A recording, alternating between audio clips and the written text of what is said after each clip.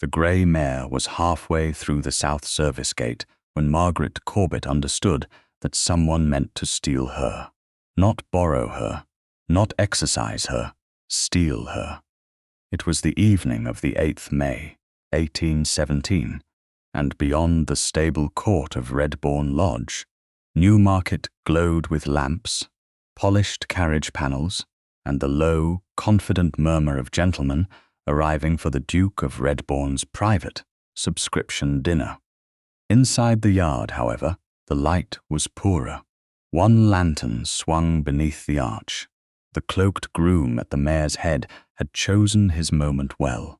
Most of the household servants were carrying wine, plate, or messages toward the house, and the stable boys had been summoned to the farther range. Margaret saw only the mare's pale flank, the man's bent shoulders, and the black line of the gate opening onto the dark road. Stop! The groom did not turn. Margaret lifted the hem of her dove-grey gown and crossed the cobbles faster. I said stop. He pulled the halter. The mare threw up her head, frightened by the sudden pressure, and Margaret reached for the leather before the animal could strike the gatepost. The brass buckle caught the palm of her right glove. Kid leather split from the base of her thumb to the cuff. A sharp edge scored her skin beneath it. Pain flashed white and immediate, but she kept hold of the strap. The mare shied sideways. Grey hair clung to the blood rising through the torn ivory leather. The groom swore under his breath, "Let go, miss." His voice was disguised by a scarf, yet fear sharpened it. Margaret tightened her fingers. "Who ordered you to move this mare?" The stable bell rang behind them. Once, twice, the groom wrenched the loose end of the halter free, abandoned it, and ran through the gate without the horse.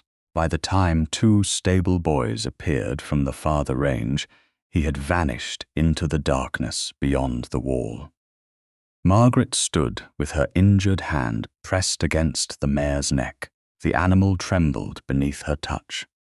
"Easy," she murmured. "You're safe." But even as she said it, doubt moved coldly through her. The mare's breathing was familiar. Her coloring was familiar. The shape of her head almost persuaded the eye. Almost. Footsteps sounded from the direction of the house.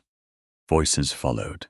Margaret released the halter to the nearest stable boy and snatched up the folded racing program she had dropped beside the mounting block. She closed it over her torn glove, hiding the blood and the grey hairs caught in the seam. An unmarried gentlewoman found alone in a ducal stable court after dusk could be accused of a great many things before anyone troubled to ask why she was there. She had learned that truth too young. Sir Roderick Corbett entered the court first, broad in the shoulders and immaculate, in dark evening clothes, anger concealed beneath the expression of a concerned uncle. Lady Miranda Penrose came beside him in silver-blue silk, followed by 3 gentlemen whose fortunes were tied closely enough to racing that each could identify a horse at 50 paces and a scandal from twice the distance. Behind them walked Dominic Wycliffe, Duke of Redbourne. He wore no ornament beyond a plain signet and the authority of a man who had never needed decoration to command a room. His gaze moved from the open gate to the mare, then to Margaret. It rested on her a moment too long to be careless and not long enough to be kind. "There she is," Sir Roderick said. "I warned your grace that my niece would force the matter into public view." Margaret felt the stable court narrow around her. "What matter?" Roderick gave a soft laugh meant for the witnesses. "There's no advantage in pretending now. You used your knowledge of the Redbourne mares to demand an understanding his grace never offered." "I demanded nothing. You spoke of what a duchess must know," Lady Miranda said gently. Her tone suggested regret rather than accusation, which made it more dangerous. "I heard you myself, Miss Corbett. You said a duchess who couldn't distinguish the Redbourne bloodline had no right to the name." "I said any household that trades in bloodstock should know the animals entrusted to it. I did not speak of marriage." "The distinction seems rather fine," one owner murmured. Dominic's face revealed little, but Margaret saw the moment he chose decisiveness over inquiry. His shoulders settled. His voice, when it came, was controlled enough to make humiliation sound like order restored. "Miss Corbett, I will not marry you."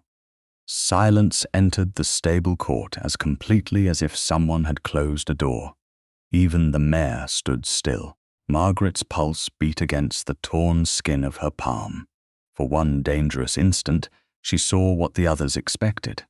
Tears, denial, perhaps a plea dressed as explanation. She gave them none. She placed her left foot behind the right and lowered herself in a formal curtsy. The folded program held carefully over her injured hand. "Your Grace has rejected an offer I did not make." A breath escaped one of the gentlemen. Miranda's smile vanished before it could properly form. Margaret rose with her back straight. She intended to walk past them, leave the court, and preserve what remained of her dignity until she could decide how to protect the mare. Then the racing program slipped. It struck the cobbles and opened at Dominic's feet. The torn glove was exposed. Blood darkened the ivory kid leather. A thin grey hair lay caught across the split seam. Dominic went still. The judgment left his face, replaced by something more alert and far less comfortable. "Your hand. It's nothing. It's bleeding. That doesn't make it yours to command." His gaze lifted to hers. The nearest stable boy shifted uneasily, but Dominic did not reach for her. "Which horse did you touch?" The question changed the air. Roderick's expression hardened. Miranda glanced toward the mare and then away too quickly. Margaret noticed both. The one a cloaked groom was leading through the south gate. Dominic turned to the head groom. "Who authorized movement from this yard?" "No one, Your Grace. Was any mare ordered out?" "No, Your Grace." Dominic's voice sharpened. "Close every gate. No horse leaves Redbourne ground. No groom leaves without being named and accounted for." Men moved at once. The south gate slammed shut. Bolts fell into place. Lanterns were brought from the range, their light widening over the cobbles, the mare, and the faces of those who had watched Margaret be rejected. Dominic looked again at the blood on her glove, then at the animal standing beneath the arch. "You said someone was taking Silver Lark. He meant us to believe he was." Roderick stepped forward. "Margaret, enough. You are distressed." He reached for her left arm. Dominic moved between them before his hand could close. The action was quiet. Its meaning was not. "Miss Corbett will answer for herself." Margaret met her uncle's gaze, then turned toward the stall where the stable boys had led the mare. Under the stronger lantern light, the animal's near forefoot stood at a guarded angle. The head was right. The coloring was right. The name was wrong. Margaret walked to the stall door, keeping her injured hand close to her waist. The mare tilted her head when the stable boy touched her left cheek. Margaret's certainty settled, cold and absolute. Behind her, owners, servants, villains, and Duke waited for the woman they had just dismissed to speak. She looked at Dominic through the iron bars. "That is not Silver Lark." For several seconds, no one in the stable court moved. The mare breathed against the iron bars, each exhalation's pale in the lantern light. Margaret could feel the blood cooling inside her torn glove. But the greater pain was the certainty that every person behind her was deciding whether her words came from knowledge or humiliation. Dominic was the first to break the silence. "Bring more light." The head groom obeyed at once. 2 lanterns were lifted from the outer wall, then a third from the tack room. Their glow spread across the stall, revealing the mare's long grey face, the dark rim around one eye, and the careful stillness of an animal that did not yet trust the hands around her. "No one enters the stall until Mr. Hensley has her head," Dominic said. The head groom stepped forward with a lead rope and spoke softly to the mare until she allowed him near. Only then did Dominic look at Margaret. "Will you show me what you see?" It was not an order. The distinction mattered. Margaret crossed to the stall door. Lady Miranda remained near the archway, her face composed, while Sir Roderick stood with the affronted patience of a man accustomed to being believed. The other owners drew closer, though none ventured past Dominic. A rustle of skirts announced Judith Wycliffe, Dowager Duchess of Redbourne, who had come from the house with her companion and a maid carrying a shawl. Judith's gaze moved over the open gate, the mare, and Margaret's injured hand. She asked no foolish question. She merely placed herself beside Margaret, creating a shield of rank without taking the scene away from her. "Go on, my dear," she said. Margaret waited until Mr. Hensley had secured the mare's head. Then she stepped just inside the stall. "Silverlark and Ashbell were foaled within the same season," she said. "Their dams were half-sisters. To anyone who saw them only at a distance, they could be mistaken for one another, especially in poor light." Sir Roderick gave a quiet scoff. "A convenient resemblance." Margaret ignored him. "Silverlark has a white crescent inside her lower lip, small but unmistakable. Ashbell has none." Mr. Hensley touched the mare's muzzle and eased down the lower lip. The lantern was brought nearer. There was no crescent. A murmur passed through the owners. Margaret continued before anyone could interrupt. "Ashbell split the wall of her near forehoof as a 3-year-old. The crack healed, but the line remained." She bent slightly, careful not to place her injured hand near the mare. The hoof stood at an angle, half shadowed by straw. Mr. Hensley lifted it. A narrow vertical seam ran down the outer wall. "Old damage," one of the gentlemen said. "That proves nothing by itself," Margaret replied. "No, it doesn't." Dominic watched her closely. "What else?" She moved toward the mare's head. "Touch her left cheek." Mr. Hensley did so. The mare inclined her head at once, not away from the hand but toward it, with a peculiar little tilt that made one ear drop lower than the other. Margaret's breath tightened. She had seen that motion hundreds of times beside her father. In summer paddocks and winter stalls, long before his death left Moorfield Yard under Sir Roderick's administration. "Ashbell does that," she said. "Silverlark never has." Miranda folded her hands. "A charming collection of memories, Miss Corbett, but memories are not accounts." "No," Margaret said, "they are not." Roderick seized upon the concession. "There, Your Grace. Feminine sentiment dressed as expertise. My niece was always overfond of the animals. It doesn't make her judgment reliable." Margaret turned to him. "Then let a farrier judge the hoof." His expression changed so slightly that another person might have missed it. Margaret did not. "Samuel Crowther shod both mares before my father died," she continued. "He will know whether this animal has worn the corrective shoe Ashbell required." Dominic's decision came without delay. "The sale is suspended." Miranda looked at him sharply. "Your Grace, surely that's unnecessary before any proof has been established. The possibility of fraud is enough to halt a private sale. It is not enough to condemn anyone." His gaze passed briefly over Margaret when he said it. The correction came too late to erase the words he had spoken minutes before, but she heard the attempt. Dominic turned to Mr. Hensley. "Move this mare to the east box. No Corbett servant and no Penrose servant is to approach her. Mr. Bale will keep the key, Mr. Bale, a steward employed by one of the subscribing owners rather than by Redbourne Lodge, stepped forward and bowed. "Yes, Your Grace. Send a rider to Samuel Crowther at first light. Ask him to come before breakfast." Sir Roderick drew himself up. "You're treating my niece's fancy as if it were evidence. I'm treating an unauthorized attempt to remove a horse from my ground as evidence that inquiry is required."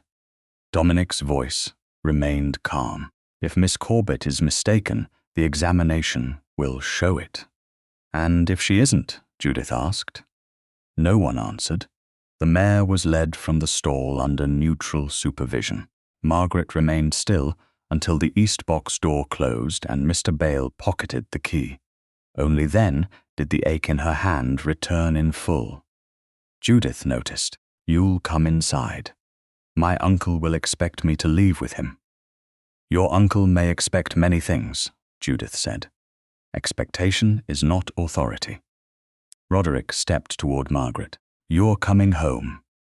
Dominic moved just enough to stand between them. "Miss Corbett will decide where she goes."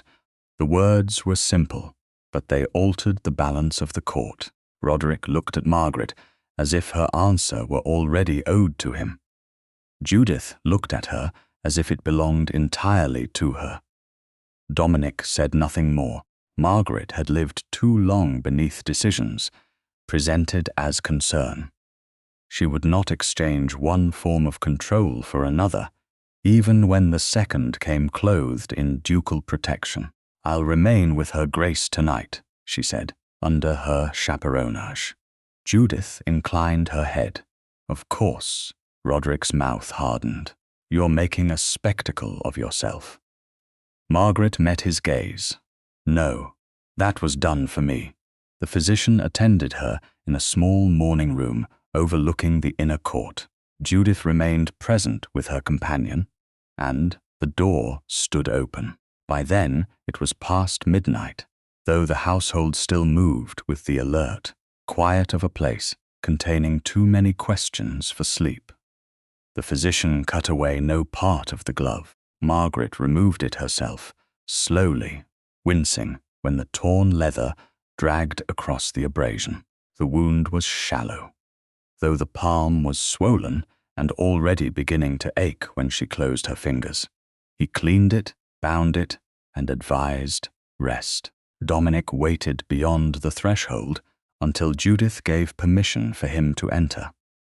He stopped several feet from Margaret's chair.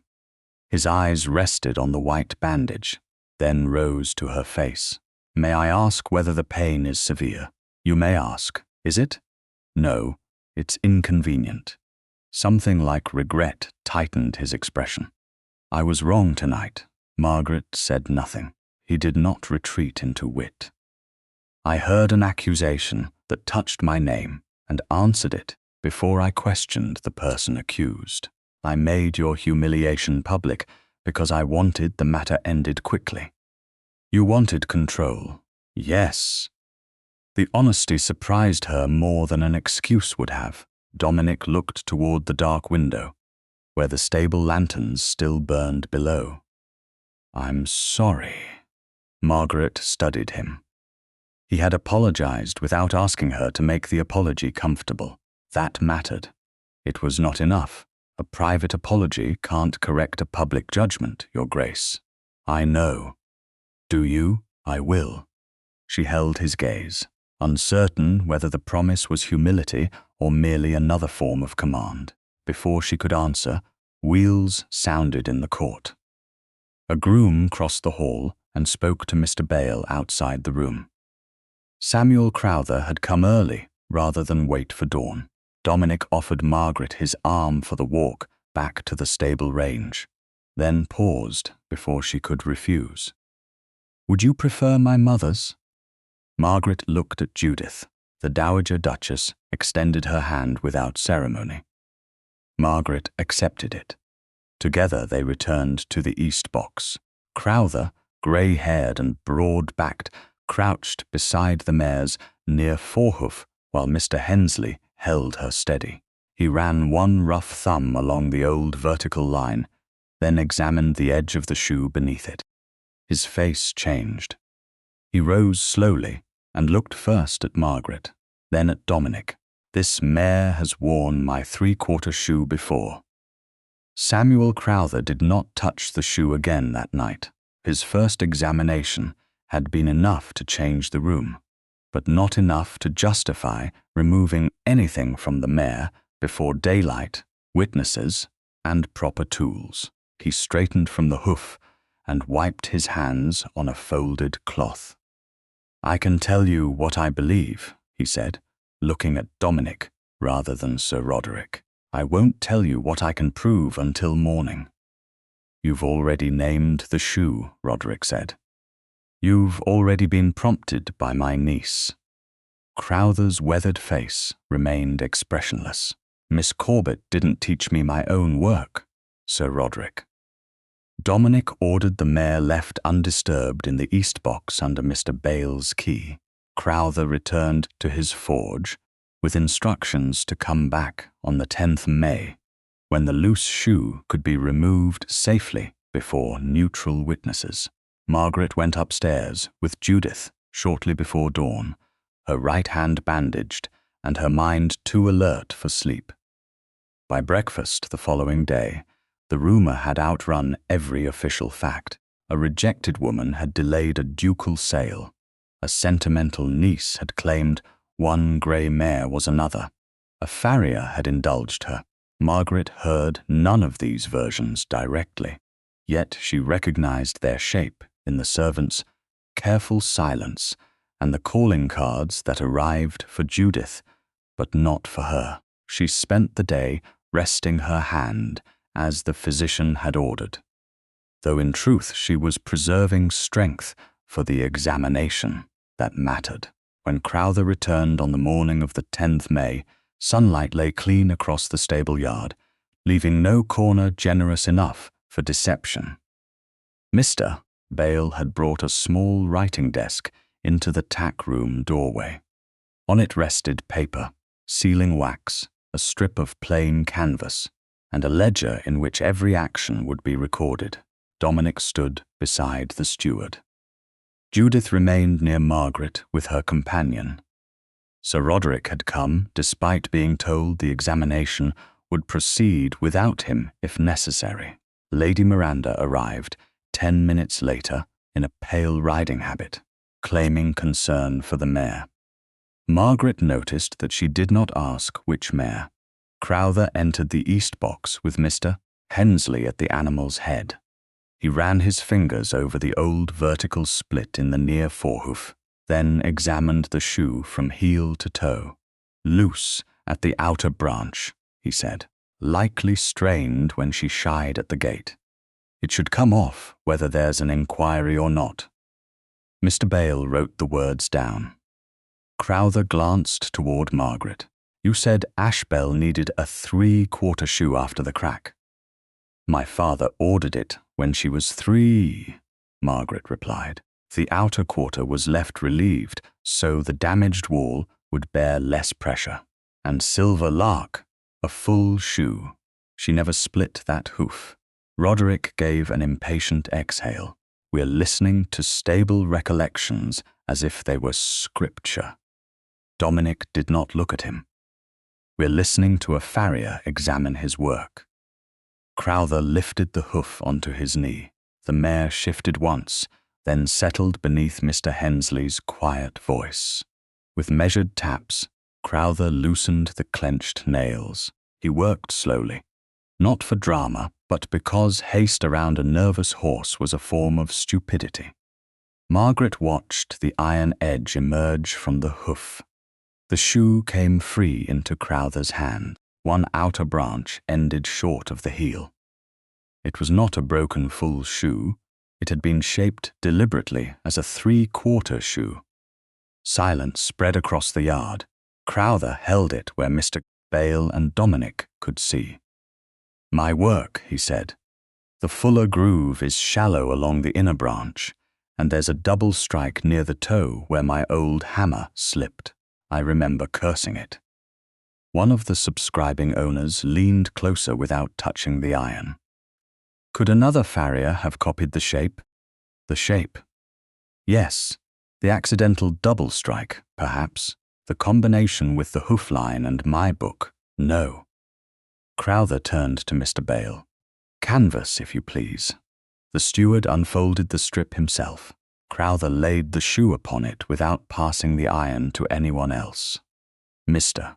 Bale wrapped it, tied the packet, wrote the date, and the mare's disputed identity on a label, then pressed his own seal into the wax. He placed the packet in a locked box beneath the desk and kept the key. Margaret felt a slow release in her chest. The shoe was no longer only something she remembered. It had a location, a witness, and a name recorded by someone who did not owe her loyalty. Crowther then produced his own daybook from a leather satchel. The volume was stained at the corners and crowded with ordinary entries, which gave it more authority than any beautifully prepared document could have possessed. He opened to a page dated nearly 4 years earlier. "Ashbell," he read, "grey mare, near four-wall split." Three-quarter shoe continued. He turned several pages. "Silver lark, grey mare, full set renewed. No defect noted." Dominic's gaze moved from the daybook to the mare. "Then the animal in this box is Ashbell." Crowther closed the book. "I'll say the shoe and the hoof belong to Ashbell. I haven't seen the other mare, so I won't swear where she is." Margaret respected him for the limitation. Certainty without boundaries was merely another kind of carelessness. "Nor will I," she said, "not until Silver Lark is found." Dominic looked at her with a new steadiness. "You're certain this is Ashbell?" "I am. But you won't call that proof of what happened to Silver Lark?" "No. One truth doesn't grant me possession of another." Miranda, who had remained unnaturally quiet, stepped nearer the stall. "I still don't understand why an old crack matters so greatly. Horses recover. Marks fade. Surely a healed injury can't carry a name forever." Crowther looked at her. So did Margaret.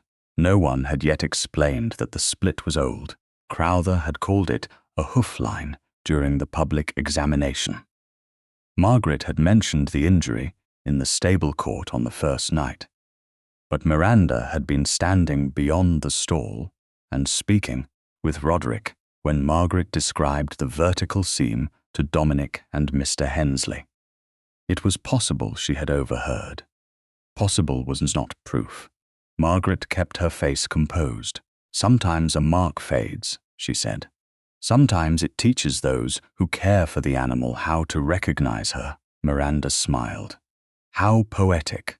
How practical," Crowther replied. Roderick stepped toward the desk. "This has gone far enough. A special shoe does not establish fraud. It establishes only that 2 women and a farrier have decided to embarrass me."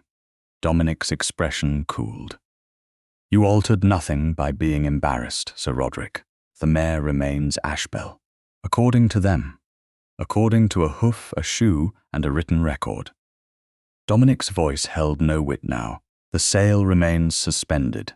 Roderick's jaw tightened. "You'll regret allowing a private grievance to infect a commercial matter." Margaret expected Dominic to answer with one of the polished remarks for which society admired him. Instead, he said, "I regret that I treated a commercial warning as a private grievance." His eyes found Margaret's. The admission was not an apology offered in secret. It was not yet a full correction either, for only those in the yard heard it. Still, something shifted. He had named his own error before witnesses. Margaret lowered her gaze to the bandage around her right palm. Pain had dulled to a persistent throb, but when the maid changed the dressing earlier, the skin beneath had remained swollen and tender. She did not need sympathy. She needed the mare's true identity protected. "Mr. Crowther," she said, "do you still keep the original instructions for both mares? Only my day book. Your father's stable accounts may have the orders. At Moorfield Yard?" Roderick answered too quickly. "Those papers were cleared after my brother's death." Margaret looked at him. "Cleared where?" "Into storage. Most were useless." Dominic's attention sharpened. "Then they still exist." "I didn't say that." Before the exchange could deepen, Crowther frowned at the page he had left open. "There's something else." He traced a line with one blunt finger. "3 days before this gathering, Sir Roderick sent a boy to my forge, asking whether a heeled hoof split would lower a mare's sale value." Roderick's face hardened. A reasonable inquiry. "Perhaps." Crowther closed the daybook. "The same boy said you were having a printer alter the description of a grey mare." The yard seemed to draw one collective breath. Margaret looked at Dominic. He was no longer watching the shoe, the hoof, or Sir Roderick. He was watching Lady Miranda, whose gloved hands had tightened around the handle of her riding crop. Dominic did not accuse Lady Miranda in the stable yard. Margaret noticed that restraint because it cost him something. His gaze lingered on the pressure, whitening her fingers around the riding crop, then moved to Sir Roderick, whose face had settled into offended dignity. "Mr. Hale will speak with the printer," Dominic said. "Until then, no catalogue connected with this sale is to be distributed." Roderick gave a cold smile. "You're allowing a farrier's memory and my niece's resentment to govern a ducal transaction." "No," Dominic replied. "I'm allowing a question to remain open until it has been answered." The distinction silenced the men around them, but Margaret understood how little it repaired. Her own question had not remained open. He had closed it before she spoke. Still, when Dominic turned to Mr. Bale and confirmed that the sealed 3/4 shoe would remain in the steward's locked box, he did not claim possession of the evidence for House Wycliffe. That mattered. Samuel Crowther took his daybook back to the forge. The mare remained in the east box, under the false name entered on the Redbourne stable slate, though Mr. Bale drew one firm line through silver lark and wrote "disputed" beneath it. Margaret watched the chalk mark appear. A name could be challenged in seconds. Restoring the truth would take longer. On the morning of the 11th May, Mr. Tobias Hale left Redbourne Lodge for the printer's shop near the High Street. Margaret did not accompany him. Her right palm remained tender beneath a fresh bandage, and Judith insisted that rest was not surrender. By noon, Hale returned carrying no papers in his hand. He asked Dominic, Judith, and Margaret to meet him in the small bookroom. The door remained open, and Judith's companion took a chair near the window. Hale placed a narrow leather document case on the table. The printer retained his first proof, as careful tradesmen sometimes do when alterations affect price or description. He opened the case and removed a folded sheet. "He has lent it to me under a signed receipt. The original remains his property and will be returned." Margaret appreciated the precision. Objects did not become trustworthy merely because respectable men handled them. Trust came from knowing who possessed them, where they had been, and why they had moved. Hale spread the proof beneath a paperweight. Lot 17 was described in plain type as Ashbel, grey mare, 7 years, suitable for brood and light exercise. Beside the printed line stood a handwritten instruction in Sir Roderick's unmistakable angular hand. Replace name with silver lark. Remove reference to prior hoof weakness. Increase declared value. Dominic read it twice. The humour society admired in him vanished entirely. Did the printer identify who delivered this? Sir Roderick's clerk brought it, Hale said. The printer also remembers Sir Roderick calling the following afternoon to confirm the change. He will state so if required. Margaret leaned closer without touching the sheet. The letters blurred for a moment, not from weakness, but from anger. Ashbel's injury had not merely been overlooked. It had been deliberately erased, so her body could carry another mare's value. Was the altered catalogue printed? She asked. A small private run, Hale replied. Most copies are still held because His Grace suspended the sale. Several, however, were delivered before the order reached the shop. To whom? Sir Roderick, Lady Miranda's father's agent. 2 subscribing owners. Dominic looked toward Margaret. This connects your uncle directly to the substitution. It connects him to changing a name and concealing an injury, she said. It doesn't tell us where Silver Lark is.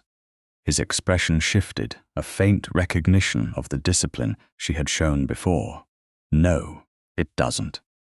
Hale refolded the proof and returned it to the document case. He kept the case with him when they left the room. By early afternoon on the 12th of May, Dominic had arranged a visit to Moorfield Yard, the modest Corbett breeding establishment 2 miles beyond Newmarket.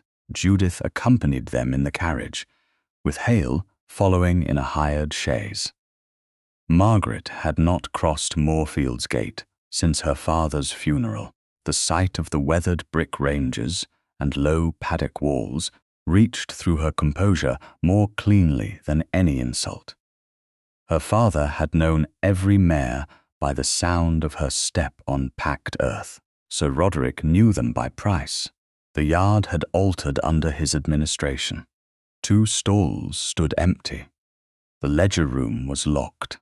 A faded board bearing the Corbett mark leaned behind a rain barrel instead of hanging above the main arch. Margaret stepped down from the carriage and felt memory rise with the scent of hay, leather, and damp timber. Dominic did not comment on her silence. That restraint was kinder than sympathy. Judith took Hale toward the office to ask the acting manager for the stable inventories. Margaret walked toward the old foaling range, where her father had once kept Ashbel and Silver Lark in adjoining boxes. Mud from the previous night's rain filled the stone threshold. She stopped. Her right hand could not safely grip the doorpost, and the skirt of her walking dress left little room for a careless step. Dominic came beside her. I could make a magnificent speech about mud, he said quietly. It has defeated greater men than I. Margaret glanced at him. Does wit always arrive before thought, Your Grace? The question struck deeper than its mild tone suggested. He did not answer at once, and instead he extended his right hand, palm upward, and waited. He did not take her elbow. He did not tell her the ground was unsafe. He offered. Margaret looked at his hand, then placed her left one in it. His fingers closed with careful steadiness, warm through her glove. He guided no more than she allowed, and when she crossed the threshold, he released her immediately. The contact lasted only seconds. It unsettled her more than if he had held on. Inside the old range, the air smelled of clean straw and disuse.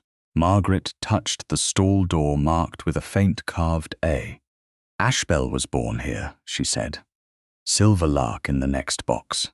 My father slept on a cot between them during the storm that brought both mares early. You remember everything. Not everything. Only what others found too small to keep.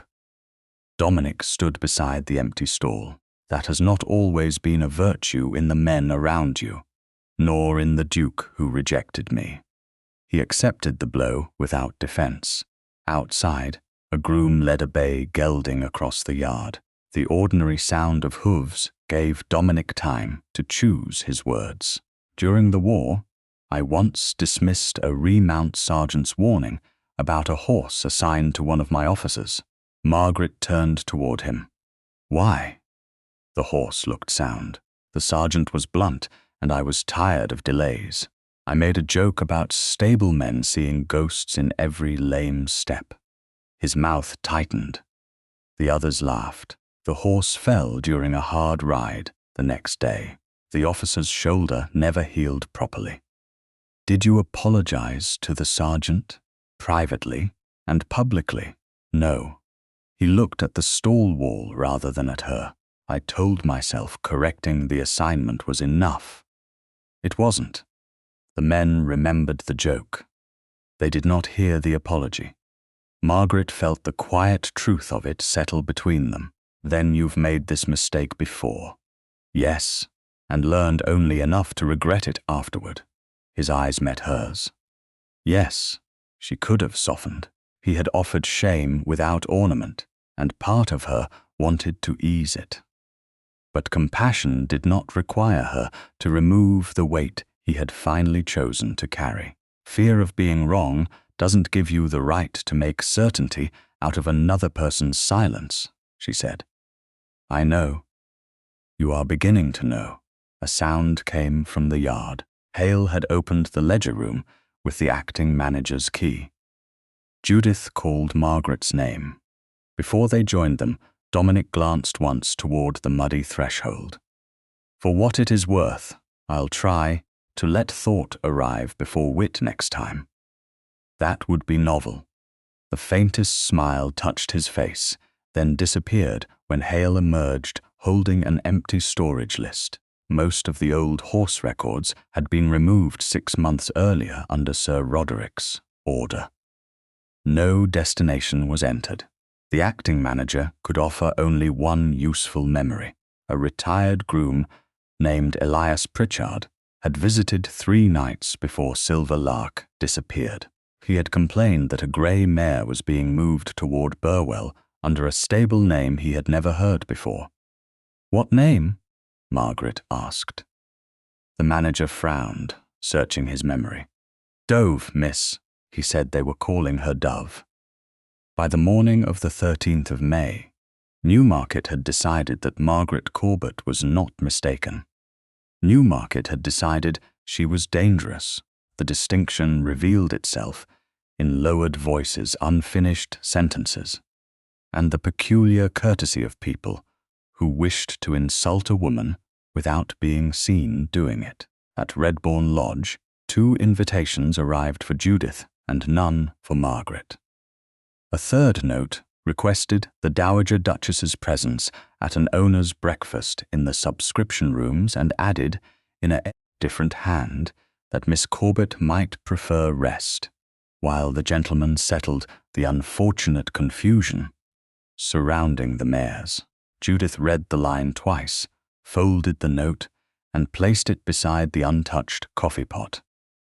How considerate, she said. Margaret sat opposite her with her right hand resting lightly on the table. The bandage had been reduced since the physician's last visit, though closing her fingers still pulled at the healing skin. They don't want me there. No. Judith's expression remained serene, which is an excellent reason to attend. Margaret looked through the tall window toward the stable roofs.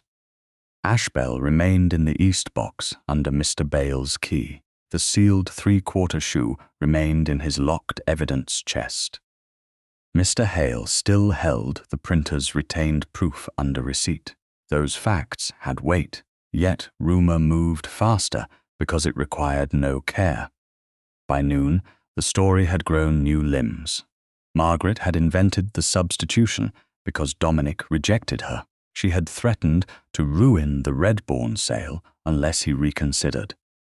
She had learned enough stable language from her father to deceive men who mistook precision for truth. Lady Miranda had repeated none of these claims openly. She had only expressed concern that disappointment could make even sensible women. cling to interpretations that comforted them. Sir Roderick had done the rest. Margaret pushed back her chair. "I want to go." Judith regarded her closely. "Because you wish to prove them wrong? Because if I remain here, they'll say I hid when asked to defend myself. They may say something cruel. Regardless, then I'd rather they say it while I am present." Judith's mouth softened. "Good. We leave at 10.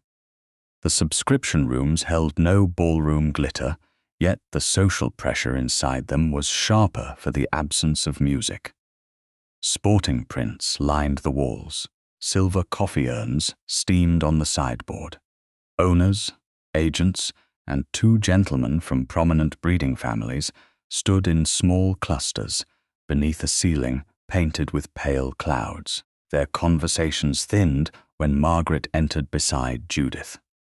Dominic was already there near the long central table, speaking with Mr. Hale and one of the subscribing stewards. He looked toward Margaret at once. Surprise crossed his face, followed by something like approval. Though he did not approach immediately, he understood enough now not to turn her entrance into another public scene before she had chosen one. Lady Miranda stood near the windows in cream silk, trimmed with dark green. Sir Roderick occupied the place nearest the table, as though proximity to documents granted ownership of truth. "Margaret," he said, loud enough for everyone to hear, "you shouldn't have come." "Then I am pleased I did." A gentleman coughed into his hand to hide amusement. Roderick's smile tightened. "This isn't a drawing-room dispute. It concerns serious property." Margaret removed one glove with her left hand, but kept the right bandaged one covered beneath the cuff of her sleeve. "That is why I came." Miranda stepped forward with an expression of practiced sympathy. "No one wishes to distress you further. We only hope the matter can be resolved without deepening the embarrassment." "Whose embarrassment?" Margaret asked. Miranda paused. "Everyone's. Then perhaps we should begin with the mare rather than my feelings." Silence settled around the table. Dominic moved to Margaret's side, not in front of her. He said nothing. The gesture steadied her more than any defense would have. Roderick tapped one finger against the table. "Very well. Say what you came to say."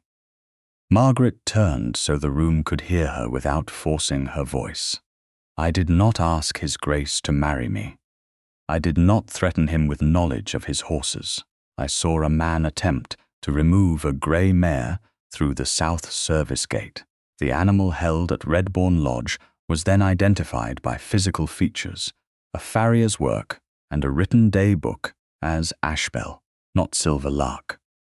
One owner folded his arms. "And where is Silver Lark?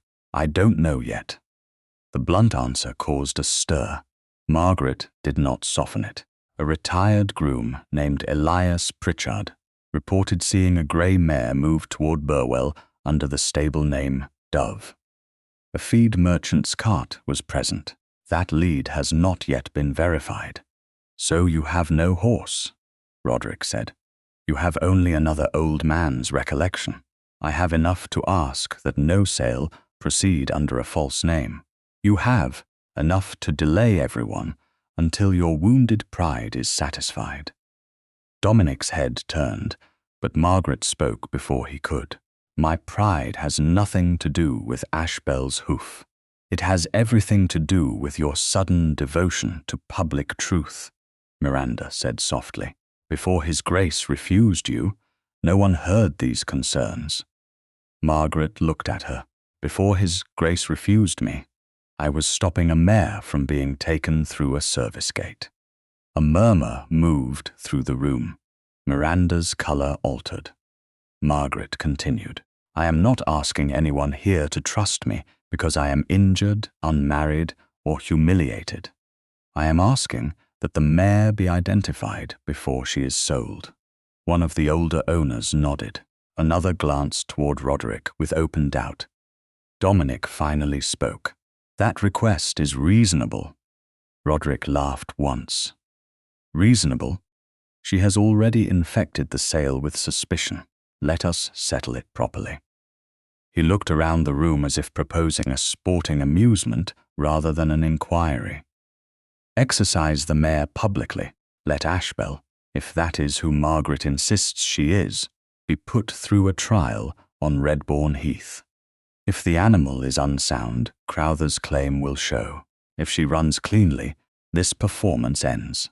Margaret felt cold move beneath her ribs. No. Roderick's eyes sharpened. Afraid she'll prove sound. Ashbel's old hoof injury makes a speed trial unnecessary and dangerous. Convenient again? No. Practical again. You said the crack healed.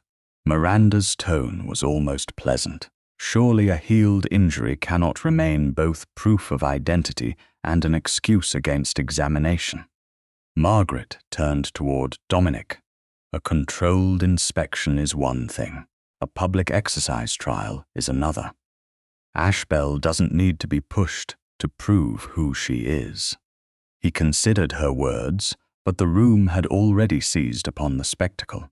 Men began discussing distance, surface, rider weight, and whether a short course could settle the matter. Roderick had chosen well. If Margaret objected, she seemed frightened. If she agreed, Ashbel bore the risk. Dominic raised one hand and the room quieted. No race. A limited exercise only under Mr. Crowther's supervision, with the steward present and the tack inspected before use. Margaret's disappointment struck before she could conceal it. Your Grace. His gaze met hers. I hear your warning, but you're allowing the trial. Because the question must be answered where those who spread it can witness the answer. The logic was clean. That did not make it safe. Roderick bowed slightly. 3 days, then. 3 days, Dominic agreed, and no sooner. The decision settled over the room. Margaret knew better than to protest again before men already eager to call fear a confession. She inclined her head once. Then record that I opposed it, Mr. Hale immediately drew a sheet toward him. I will. The breakfast began to dissolve into smaller conversations. Judith took Margaret's arm. But before they reached the door, a young man in a worn brown coat stepped from beside the servants' passage. He was perhaps 19. With the uncertain posture of someone who had once belonged to a stable, and no longer knew whether he was permitted to speak among gentlemen. Miss Corbett. Margaret stopped. Yes, I worked at Moorfield last winter. Not long. Sir Roderick dismissed me after Christmas. Roderick, across the room, had not yet noticed him. The young man lowered his voice. I saw a grey mare taken out toward Burwell. They called her Dove. Margaret's pulse quickened. Do you know the yard? No, miss. They changed horses at the East Road.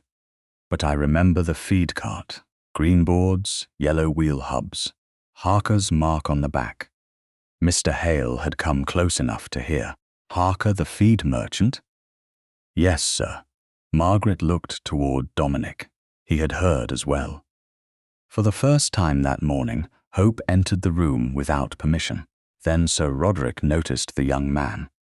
His expression went still. Who let him in? The stable boy flinched. Margaret stepped between him and the table. Someone who remembers what you hoped everyone else would forget. Roderick's gaze moved from her to Dominic. You cannot permit a dismissed boy to dictate this inquiry. Dominic's answer was quiet.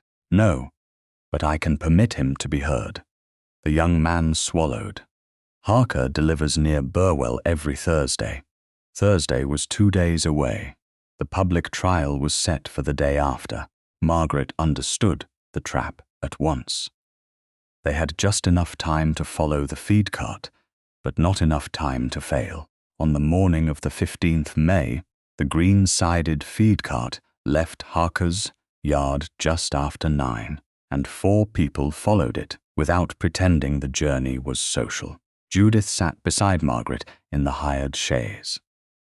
Mr. Hale faced them with his document case across his knees, while Dominic occupied the remaining corner with the restrained discomfort of a man unused to travelling anywhere without room enough for authority.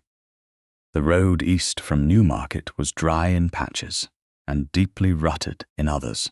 Beyond the town, the land opened into low fields, scattered cottages, and long stretches where a cart could be watched without being approached. Margaret kept her injured right hand resting on her lap. The bandage was lighter now, but the healing skin pulled whenever she closed her fingers. She had copied the young stable boy's account before leaving Redbourne Lodge, and the effort had left a dull ache beneath the linen. Dominic noticed. He did not comment. That restraint had become one of the few things about him she trusted without qualification. Harker's cart stopped first at a small holding, then at a coaching stable, and finally at a brick feed warehouse near Burwell. Mr. Hale asked the driver to wait while he spoke with the merchant. Harker proved to be a square, middle-aged man with flour on one sleeve and the expression of someone who disliked aristocratic attention because it often arrived with unpaid accounts. He led them into a narrow office lined with ledgers, sacks, and wooden pegs holding delivery tallies. Judith remained with Margaret. Dominic stood near the open door rather than crowd the desk. "You delivered feed to a rented stable outside Burwell," Hale said. "Under an account opened in Sir Roderick Corbett's name."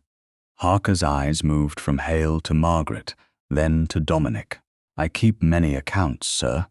Then your book will tell us whether this is one of them." Harker hesitated. "I won't surrender my ledger. No one has asked you to." Hale's tone remained even. "You may keep it in your hands. We are asking you to show us your own entry and, if you are satisfied, make an attested copy." That answer seemed to ease him. He pulled a thick account book from a lower shelf and laid it open.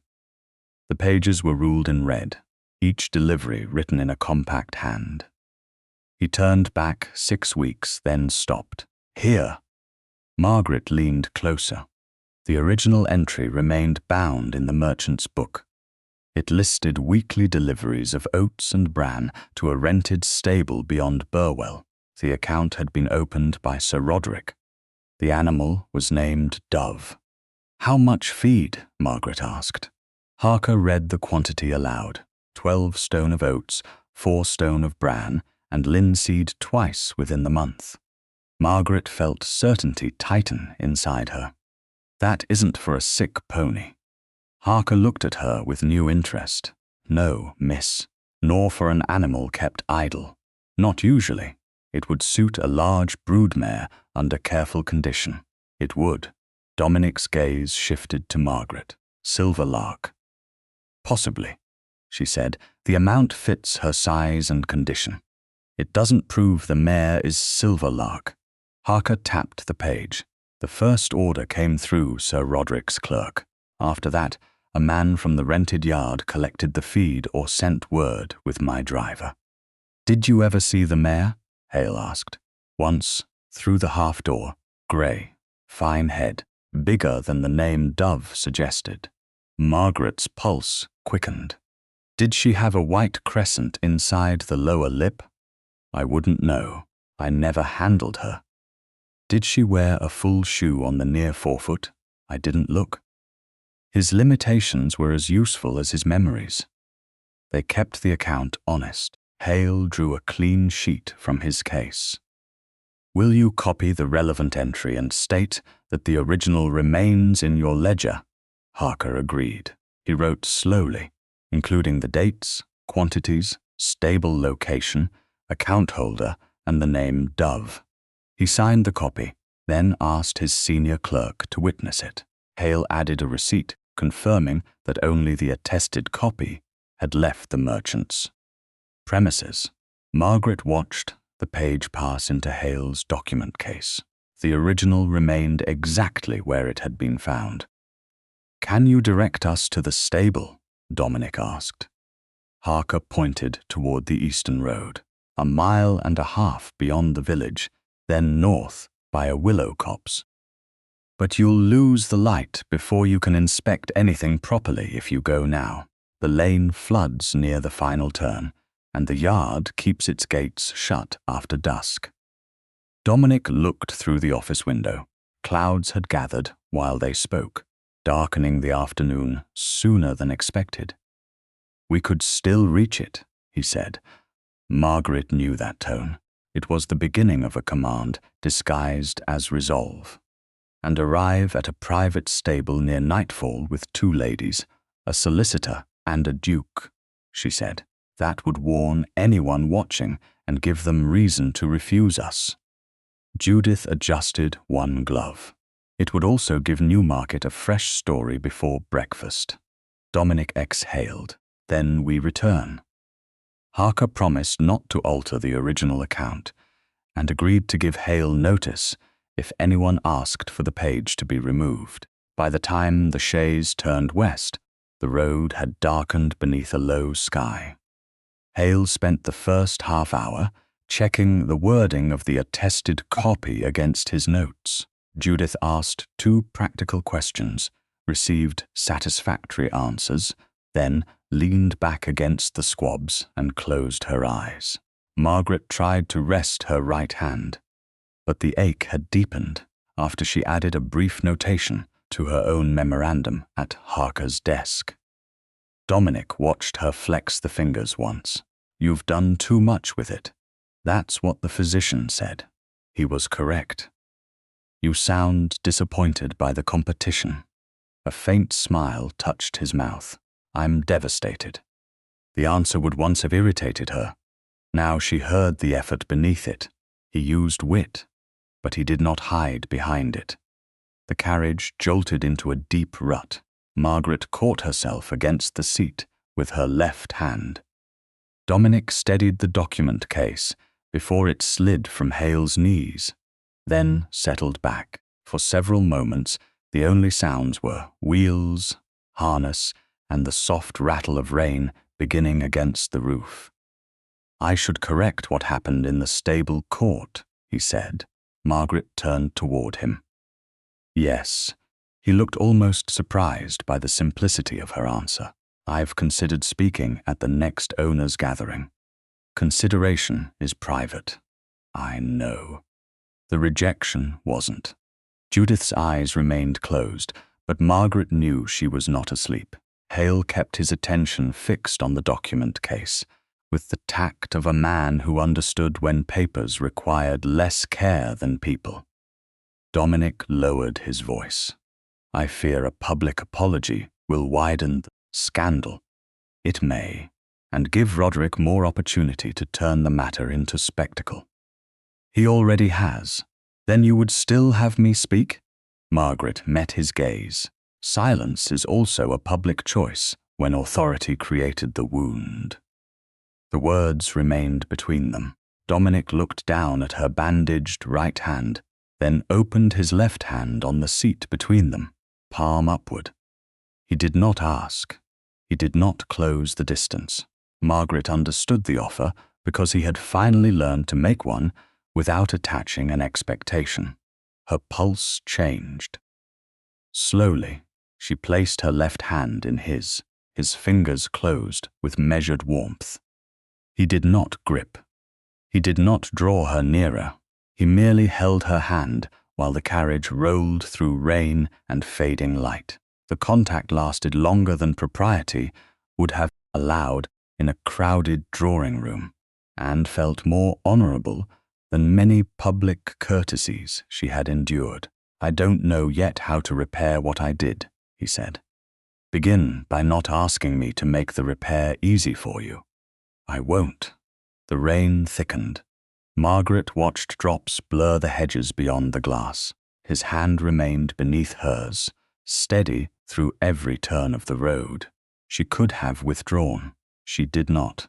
By the time the lamps of Redbourne Lodge appeared, darkness had made the Burwell stable impossible to approach without warning its occupants.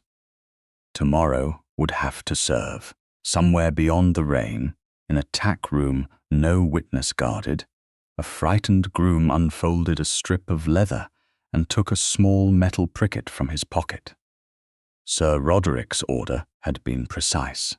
He pushed the point beneath the padding of a saddle, prepared for the trial, drew the stitches closed, and left no mark visible from above. The morning of the 17th of May came bright, windless, and cruelly suitable for spectacle. By 10 o'clock, Redbourne Heath had gathered more witnesses than Margaret had expected, and fewer than Sir Roderick had invited. Owners stood beside their carriages. 2 buyers had brought agents. Lady Miranda watched from beneath a parasol near the temporary rail, her pale gown untouched by dust. Mr. Bale had arranged the trial ground with the care of a man determined that no one later accuse him of disorder. Samuel Crowther stood at the near end of the marked course. Mr. Hale kept to the shade of a travelling carriage, with his document case locked beside him. Judith remained close to Margaret, whose right palm was still lightly bandaged beneath a plain glove. Dominic had ordered every item of tack inspected before use. That fact should have reassured her. It did not. Ashbel stood near the mounting block, with her ears moving too quickly and the muscles beneath her grey coat held tight. Margaret saw the warning before the saddle was lifted. "She's uneasy," she said. Mr. Hensley looked toward the mare's eye. "She's been quiet all morning, miss. Quiet isn't the same as settled." A groom brought the saddle forward. The mare shifted away from it. Margaret stepped nearer, but stopped outside the rail. "Wait!" Sir Roderick turned from the owners gathered behind him. "We have already waited long enough. Look at her neck. She's bracing before the pad touches her. Because you've filled the yard with tension. No, because something is wrong." Dominic approached from the judging table. His gaze moved from Margaret to Ashbel. "Mr. Crowther." The farrier examined the mare's stance and ran a hand down the near foreleg. "The hoof is cool, no fresh swelling. She may be unsettled by the crowd." "Then the trial should be postponed," Margaret said. Roderick gave a soft laugh. "Of course it should." From inside his coat, he withdrew a folded sheet. "Perhaps everyone should hear how certain my niece was before today." Margaret recognized the paper before he opened it. It was the warning she had written after the owner's breakfast and sent through Mr. Hale so that her objection could not later be denied. Roderick read the single sentence aloud. "The mare must not run." His gaze traveled across the assembled men. Not, should not, must not, a remarkably absolute prediction from a woman who claims she cannot yet prove where the true silver lark is. "It was a warning," Margaret said. "Now it sounds rather like preparation." Miranda's voice carried gently from beneath the parasol. "A trial fails, and Miss Corbett may say she foresaw it. A trial succeeds, and she may say the danger was avoided because everyone listened. It's an enviable position." Margaret looked at Dominic. "The words are mine." "I know, then record why I wrote them." Hale spoke from beside the carriage. "The original memorandum already states that Miss Corbett objected because of Ashbel's former hoof injury." Roderick refolded the warning. "And if the mare takes a few controlled strides without difficulty, we may finally stop indulging fear as expertise." Dominic's face remained unreadable. No speed. 1 circuit at a walk, then no more than a short canter if Crowther approves. Margaret felt the old helplessness rise, sharper because he had listened and still chosen the trial. "Your Grace, stop this now." His eyes met hers. The tack will be checked again. The horse is already telling you something. For one breath, she thought he might yield. Then the weight of owners, buyers, and ducal reputation settled behind his decision. Proceed with the inspection. Mr. Bale watched as the saddle was placed on a stand. The girth, stirrup leathers, and visible underside of the pad were examined. Nothing unusual appeared. The saddle was set upon Ashbel. The mare flinched. Margaret heard it in the sudden rush of breath, more than saw it. "Take it off." Roderick turned. "You don't command this ground." "No, but I know that mare." The young rider chosen for the exercise was slight and experienced. He mounted carefully. Ashbel took 2 short steps, then stopped. Her tail lashed once. Crowther frowned. "Walk her only." Ashbel moved forward. 1 stride. 2. 3. Her back hollowed. She tossed her head and veered. Margaret crossed the outer rail before anyone could stop her. "Disengage," she called. "Get down." The rider tried to steady the mare. Ashbel rose abruptly, not high enough to throw herself backward, but violently enough to unseat him. He landed on the turf with one shoulder and rolled clear. Men shouted. The mare came down trembling and swung toward the open stretch of heath. Margaret reached the bridle before panic could become flight. Ashbel. The name cut through the noise. She kept her injured hand against her own body and used only the left to hold the cheek strap. "Easy, I know. Easy now." The mare's breath struck hot against her sleeve. Margaret lowered her voice to the same 2 soft notes her father had used in the foaling range. The animal's eye rolled toward her. Then, slowly, Ashbel stopped fighting the rein. Dominic was beside the fallen rider, who sat up with one hand pressed to his shoulder. "Can you move your arm?" "Yes, Your Grace. It's bruised, nothing more." The physician who had been summoned for the event examined him and confirmed there was no obvious break. Dominic's relief lasted only a moment. He turned toward the saddle. "Remove it." Mr. Bale and Crowther approached together. The girth was loosened. When the saddle lifted, Ashbel shuddered beneath Margaret's hand. Crowther took the pad by its edges and laid it upside down on the inspection table. At first, there was nothing but leather, wool, and stitching. Then Mr. Bale pressed the inner layer near the rear seam. A small point resisted beneath his thumb. "Don't touch it further," Hale said. The steward fetched a knife, opened 3 stitches, and drew out a narrow metal pricket. No longer than the last joint of a finger, it had been concealed beneath the padding, where a rider's weight would drive it against the mare's back. Silence fell across the heath. Mr. Bale wrapped the object immediately in cloth, labelled it, and sealed it in a packet under his own mark. No one else touched it.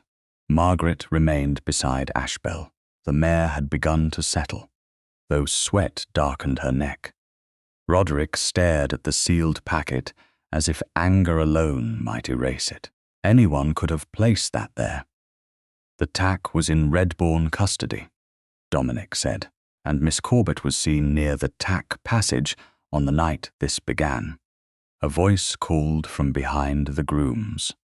Margaret turned. A young stableman stood pale beneath his cap. She had seen him before, though not clearly enough to name him. "I saw her there," he said, "near the passage after the south bell rang." "Because I followed the mare," Margaret replied. "You were in the passage," Roderick said. "That is the fact. A fact without its cause is only a tool." Miranda lowered her parasol. "And yet you knew the mare must not run." Dominic looked at Margaret. She saw belief in his face. She also saw calculation, the old instinct to preserve order by limiting the person at the center of disorder. "I don't believe Miss Corbett harmed this animal," he said. Relief moved through her too quickly. Then he continued, but until the tack passage, the missing mare and this object have been fully examined. Miss Corbett is not to enter any Redbourne stable." The words travelled across the heath with ducal force. Men heard caution. Society would hear guilt. Margaret felt something inside her become very still. "You believe me privately," she said, "and condemn me publicly. I'm protecting the integrity of the inquiry, at the cost of mine. Margaret." It was the first time he had used her name before others. It should have felt intimate. Instead, it felt like another hand closing around a decision. She released Ashbel only when Mr. Hensley took the bridle. Then she faced Dominic. "Do you believe me only when the evidence cannot answer back?" He had no answer swift enough to prevent the wound. Margaret turned away. Dominic moved toward his carriage. "I'll take you back to the lodge." "No, the road is long." "Then I'll walk it." Judith came to her side and placed one hand beneath Margaret's left arm. "You won't walk alone." They passed the owners, the buyers, the sealed packet, and Sir Roderick's satisfied silence. Dominic did not follow. Perhaps he understood that pursuit would make the command complete. At the edge of the heath, Margaret looked once toward the road leading east. Somewhere beyond Burwell, Silver Lark remained under a false name while men debated whether Margaret deserved access to the truth she had uncovered. She drew a slow breath. "Tomorrow," she told Judith, "I shall find Silver Lark without his Grace's permission." Margaret left Redbourne Lodge on the morning of the 18th of May, with one trunk, one sewing case, and no intention of being persuaded back. Judith had argued only once, and even then not against the decision itself. "You don't have to leave because Dominic failed you," she had said while the maid folded Margaret's dresses. "I'm not leaving because he failed me." Margaret answered, "I'm leaving because I won't remain where his permission determines whether my knowledge is respectable." Judith had studied her for a long moment, then closed the lid of the trunk herself. Aveling House stood on a quiet Newmarket street behind a low brick wall and two clipped yews. Its owner, Mrs. Lydia Aveling, had been a friend of Margaret's mother and possessed the rare kindness of asking what help was wanted before offering any. She received Margaret without curiosity, assigned her a bright chamber overlooking the rear garden, and informed the servants that Miss Corbett was a guest, not a subject for speculation.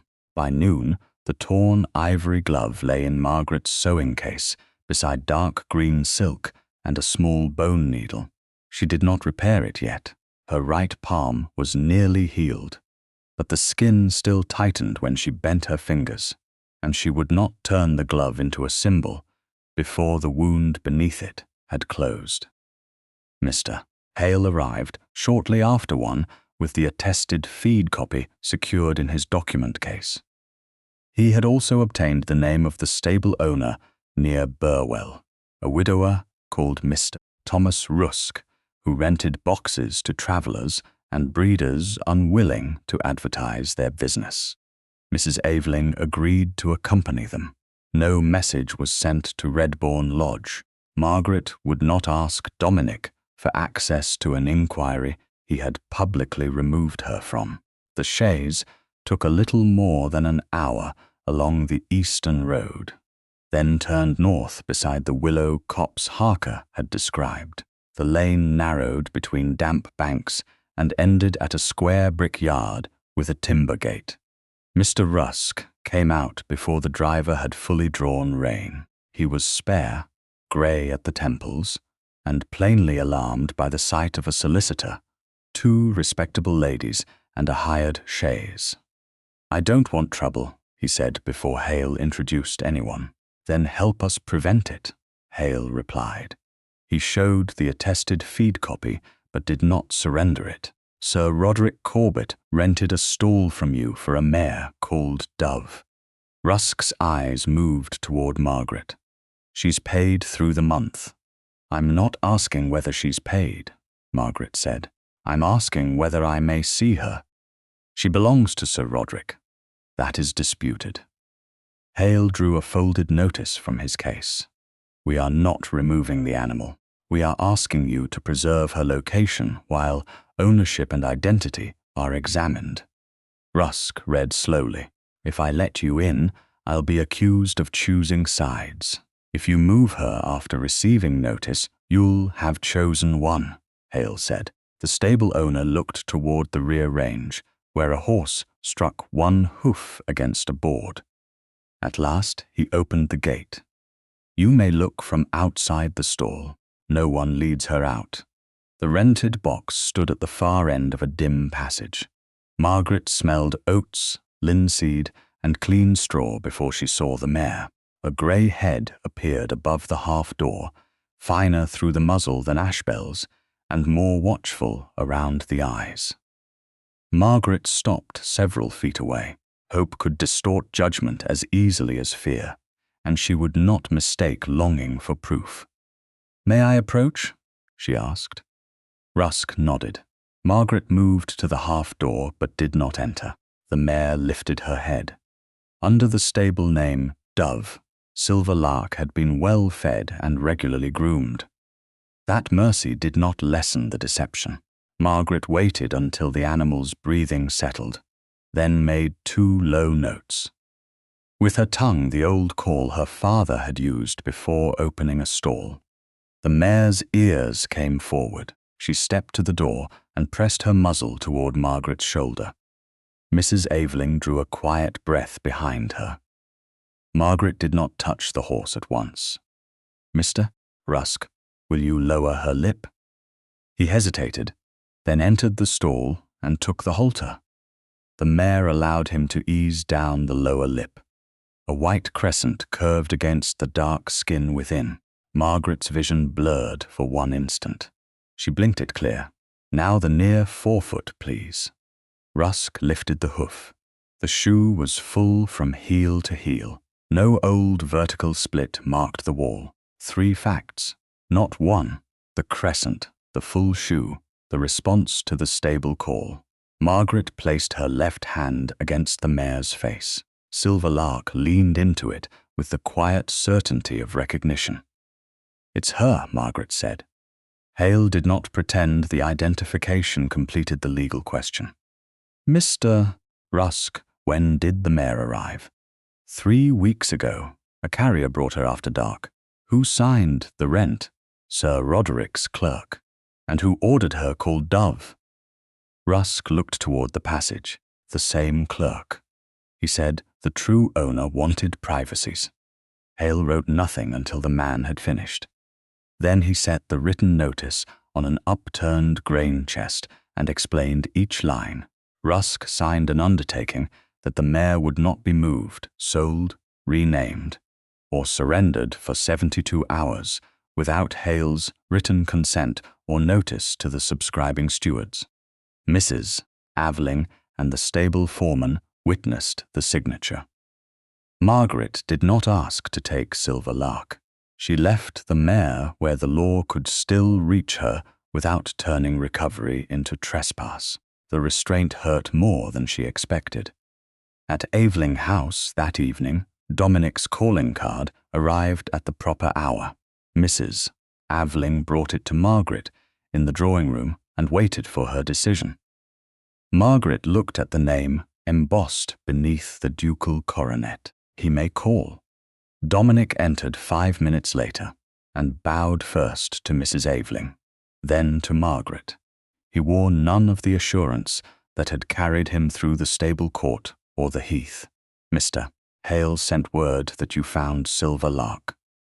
He sent word that we located a mare strongly identified as Silver Lark. The undertaking holds her there for 72 hours. Dominic accepted the correction. You were right to go. I didn't go for your approval. I know. Mrs. Aveling took a chair near the window and opened her embroidery. Dominic remained standing until Margaret indicated the opposite seat. He did not ask why she had left Redbourne Lodge. "I came to apologize," he said, "not for failing to predict the sabotage. For what I chose after it." Margaret waited. "I barred you publicly from the Redbourne stables. I knew the order would be heard as suspicion, even though I believed you hadn't harmed Ashbel. I protected the appearance of an orderly inquiry by making you appear disorderly." His voice tightened. "I used caution to hide control. Yes, I was wrong. Yes." He absorbed the answer without flinching. "I won't ask you to return to the lodge." "Good. I would like to correct the order." "Privately?" "No." Margaret's right hand rested unbandaged in her lap. Only a pale healing line remained across the palm. She closed her fingers carefully. "Then do it before the complete proof is safe." Dominic's gaze sharpened. "You want me to restore your standing before the mare is formally transferred. I want you to correct what you know was wrong before believing me becomes convenient. The owners may say I'm acting from partiality.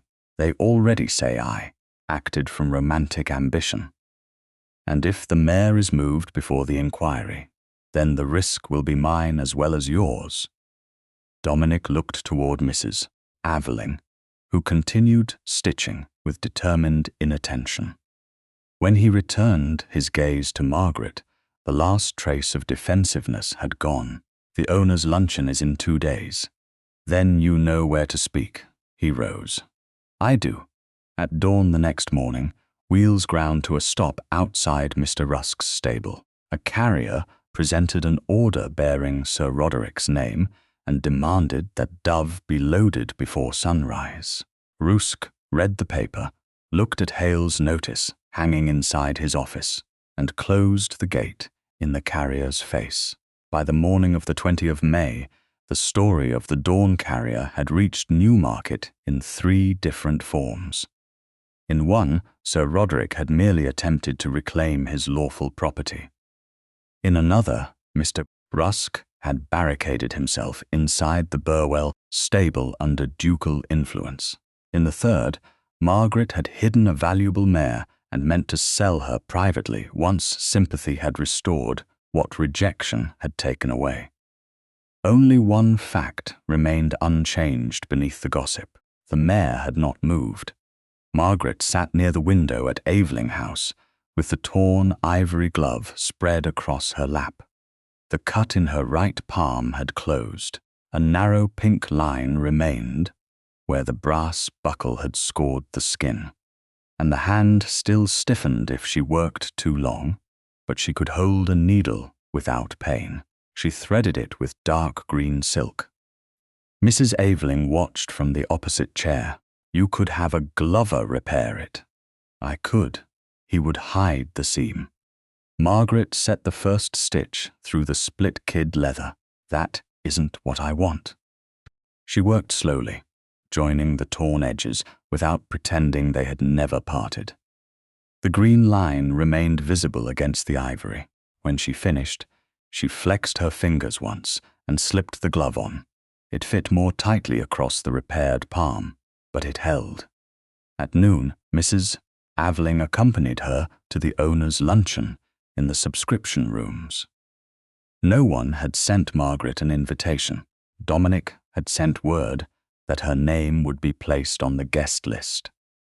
But she had replied that she would attend only if the host accepted her openly rather than as a ducal exception. The host, an elderly owner named Mr. Weatherby, had called at Aveling House himself and asked her to come. That act, modest as it was, had already cost him 2 cancellations. The room quieted when Margaret entered. She wore the repaired glove and carried no papers. Mr. Hale stood near the long table with his document case. Samuel Crowther had come in his plain dark coat, looking less comfortable among silver dishes than he had beside a hoof. Mr. Bale, still keeper of the sealed 3/4 shoe and the sealed packet containing the saddle pricket, spoke with 2 subscribing owners near the windows. Dominic waited at the head of the room. Sir Roderick stood on the opposite side, his expression composed. Lady Miranda had positioned herself where every face could be observed without appearing to watch anyone. Margaret took her place beside Mrs. Aveling. Dominic did not cross to her. He let the room settle first. Then he set one hand upon the back of an empty chair and spoke without ornament. "Before this luncheon proceeds, I must correct an order I gave on Redbourne Heath." Sir Roderick's gaze sharpened. Miranda went still. Dominic continued. "Miss Corbett warned us that the mare should not be exercised.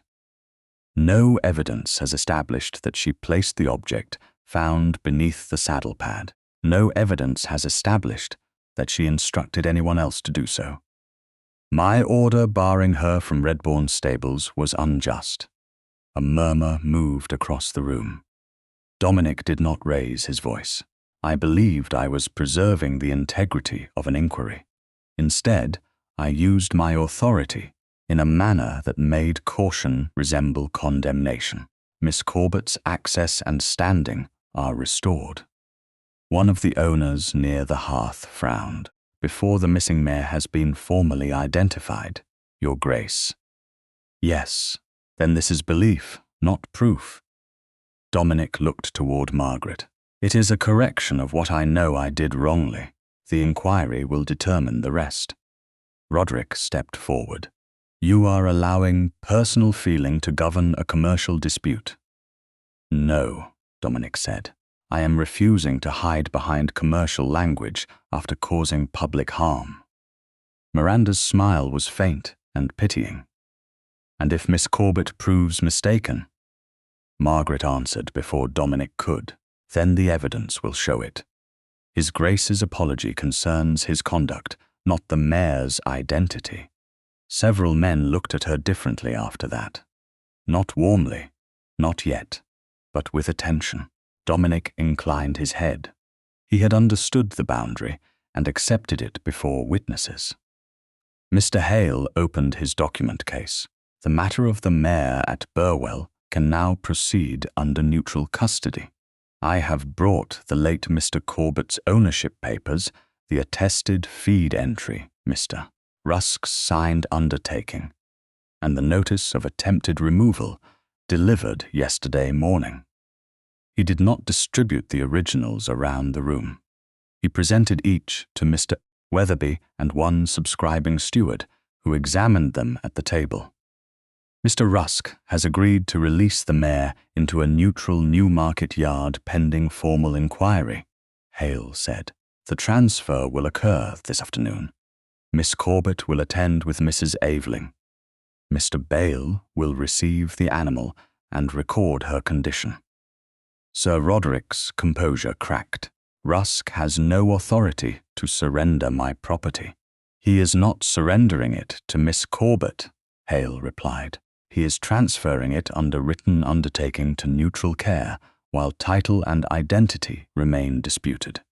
At the Duke's request." "At mine," Margaret said. "Through Mr. Hale." Dominic remained silent. That silence did not abandon her. It protected the truth of who had acted. 2 hours later, the party reached the Burwell stable by chaise and saddle horse. Margaret travelled with Mrs. Aveling and Hale. Dominic rode separately with Mr. Bale and the 2 neutral grooms who would conduct the transfer. Mr. Rusk met them at the gate with the carrier's rejected order in his hand. Hale read it, recorded the date, and returned the paper to Rusk's, because it had been delivered to him and remained his document. A written copy was made and witnessed before they entered the rear range. Silver Lark stood at the half-door under the false name Dove. The mare raised her head when Margaret approached. For a moment, the legal notices, gossip, and men waiting behind her fell away. Margaret gave the 2-note call. Silver Lark came forward at once. Mr. Bale observed the white crescent inside the lower lip. Crowther, who had arrived directly from his forge, lifted the near forefoot and confirmed the full shoe and absence of Ashbel's old split. He did not declare the entire case solved. He said only, "This is not the mare I examined at Redbourne Yard." Hale recorded the words. Mr. Rusk signed the transfer. Mr. Bale signed receipt of the mare into neutral custody. The time, condition, tack, and route were entered before Silver Lark left the stall. No Corbett servant handled her. No Wycliffe servant led her. One neutral groom took the halter, and the other walked beside the mare as they started toward Newmarket. Margaret followed in the chaise, with Mrs. Aveling. Dominic rode behind the transfer rather than at its head. At the neutral yard, Silverlark was placed in a clean box adjoining an empty stall reserved for Ashbel. The key went to Mr. Bale. Only after the door was secured did Dominic approach Margaret. Late sunlight crossed the yard and caught the dark green stitches in her glove. His eyes lowered to them. "You repaired it?" "Yes." "May I see whether your hand has healed?" Margaret studied him. He did not reach. He did not use concern to shorten the distance between them. He waited. She drew off the glove and showed him the faint line across her palm. "It no longer needs a bandage. May I?" She knew what he meant. After a moment, she placed her hand in his. Dominic touched one finger lightly beside the healing mark, not upon it. The contact lasted only a breath. Then he released her. "I should have corrected the order sooner," he said. "You corrected it before the proof became safe, because you asked me to. No, because you chose to listen." His expression softened, but Margaret did not permit the moment to become forgiveness before it had earned the name. She put the repaired glove back on. "Trust can begin again," she said. "It cannot return to where it was. Then I'll meet it where it is." From beyond the stable wall came the sound of wheels stopping sharply. A messenger had arrived from Moorfield Yard. He carried no letter. His warning had been given to him verbally. Sir Roderick had told the groom, who testified on the heath, that his family's cottage would be taken before week's end if he spoke another word. Ashbel arrived at the neutral yard shortly after sunrise on the 22nd May, led by Mr. Bale's groom under a written transfer, entered before witnesses at Redbourne Yard. The mare wore no saddle, only a plain halter, and the sealed three-quarter shoe remained locked in Mr. Bale's evidence chest rather than travelling with her. Silver Lark stood in the adjoining box, alert to every new sound. When the two grey mares faced one another across the narrow passage, the resemblance that had enabled the fraud became unmistakable. So did the differences. Margaret stood beside Samuel Crowther while Mr. Hale recorded the condition of both animals. She did not begin with colour. Grey changed with season, grooming, and light. She began with structure. Ashbel's near forehoof bore the healed vertical split. Silver Lark's did not. Crowther confirmed that Ashbel had worn his corrective three-quarter shoe, and that Silver Lark's near forefoot carried an ordinary full shoe. Margaret then asked Mr. Bale to observe the inside of each mare's lower lip. Silver Lark possessed the small white crescent. Ashbel had none. Finally, Margaret gave the old two-note stable call. Silver Lark stepped to the half-door at once, ears forward. Ashbel merely turned her head. "That's the order I want used at the inquiry," Margaret said. "Hoof structure, shoe history, the crescent, the response to the call. Only after that do we use papers." Mr. Hale looked up from his notes. "Why not begin with Sir Roderick's instruction to the printer? It places him nearer the alteration." "Because he'll call the handwriting misunderstood, the wording accidental, or the printer biased. The mares can't be persuaded to resemble his explanation." Dominic stood on the other side of the passage. He had listened without interrupting. "And the location trail?" he asked, after the physical comparison. "The altered catalogue shows the false name. Harker's docket and Mr. Rusk show where Silver Lark was hidden. The carrier proves someone tried to move her after notice. Then the saddle object?" "Last among the objects," Margaret said. "It proves sabotage, but not by itself. Who ordered it?" Crowther nodded. "That's sound." The approval pleased her because it came from work, not tenderness. Yet when she turned, she found Dominic watching her with an expression that unsettled her more deeply than admiration. There was no apology in it now, and no command. There was something warmer, quieter, and far more dangerous to her resolve. Mr. Rusk arrived before noon to confirm the attempted dawn removal. The carrier followed later under Hale's assurance that he was not accused of wrongdoing. He admitted that Sir Roderick's clerk had given him the order and promised payment upon delivery of the mare to another yard. He had never seen Margaret before arriving at Burwell. By evening, the chain from hidden location to attempted movement had grown stronger.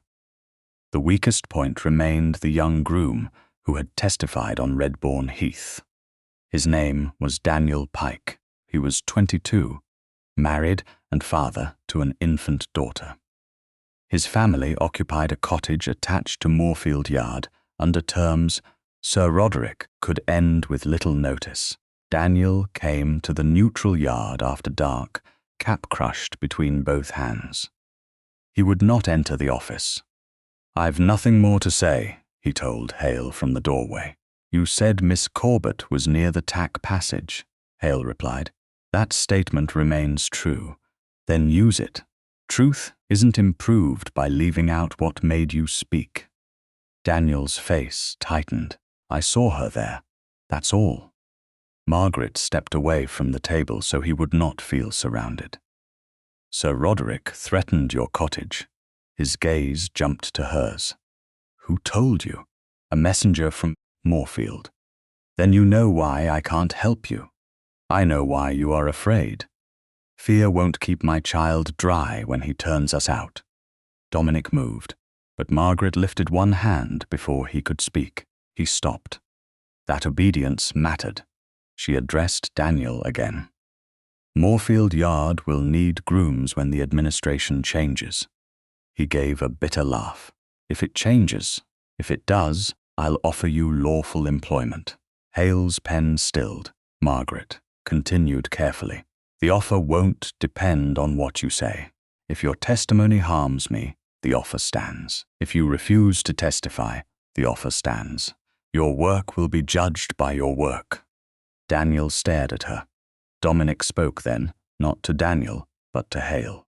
"Record that any wages advanced for temporary lodging will come from my private account and will not depend upon testimony."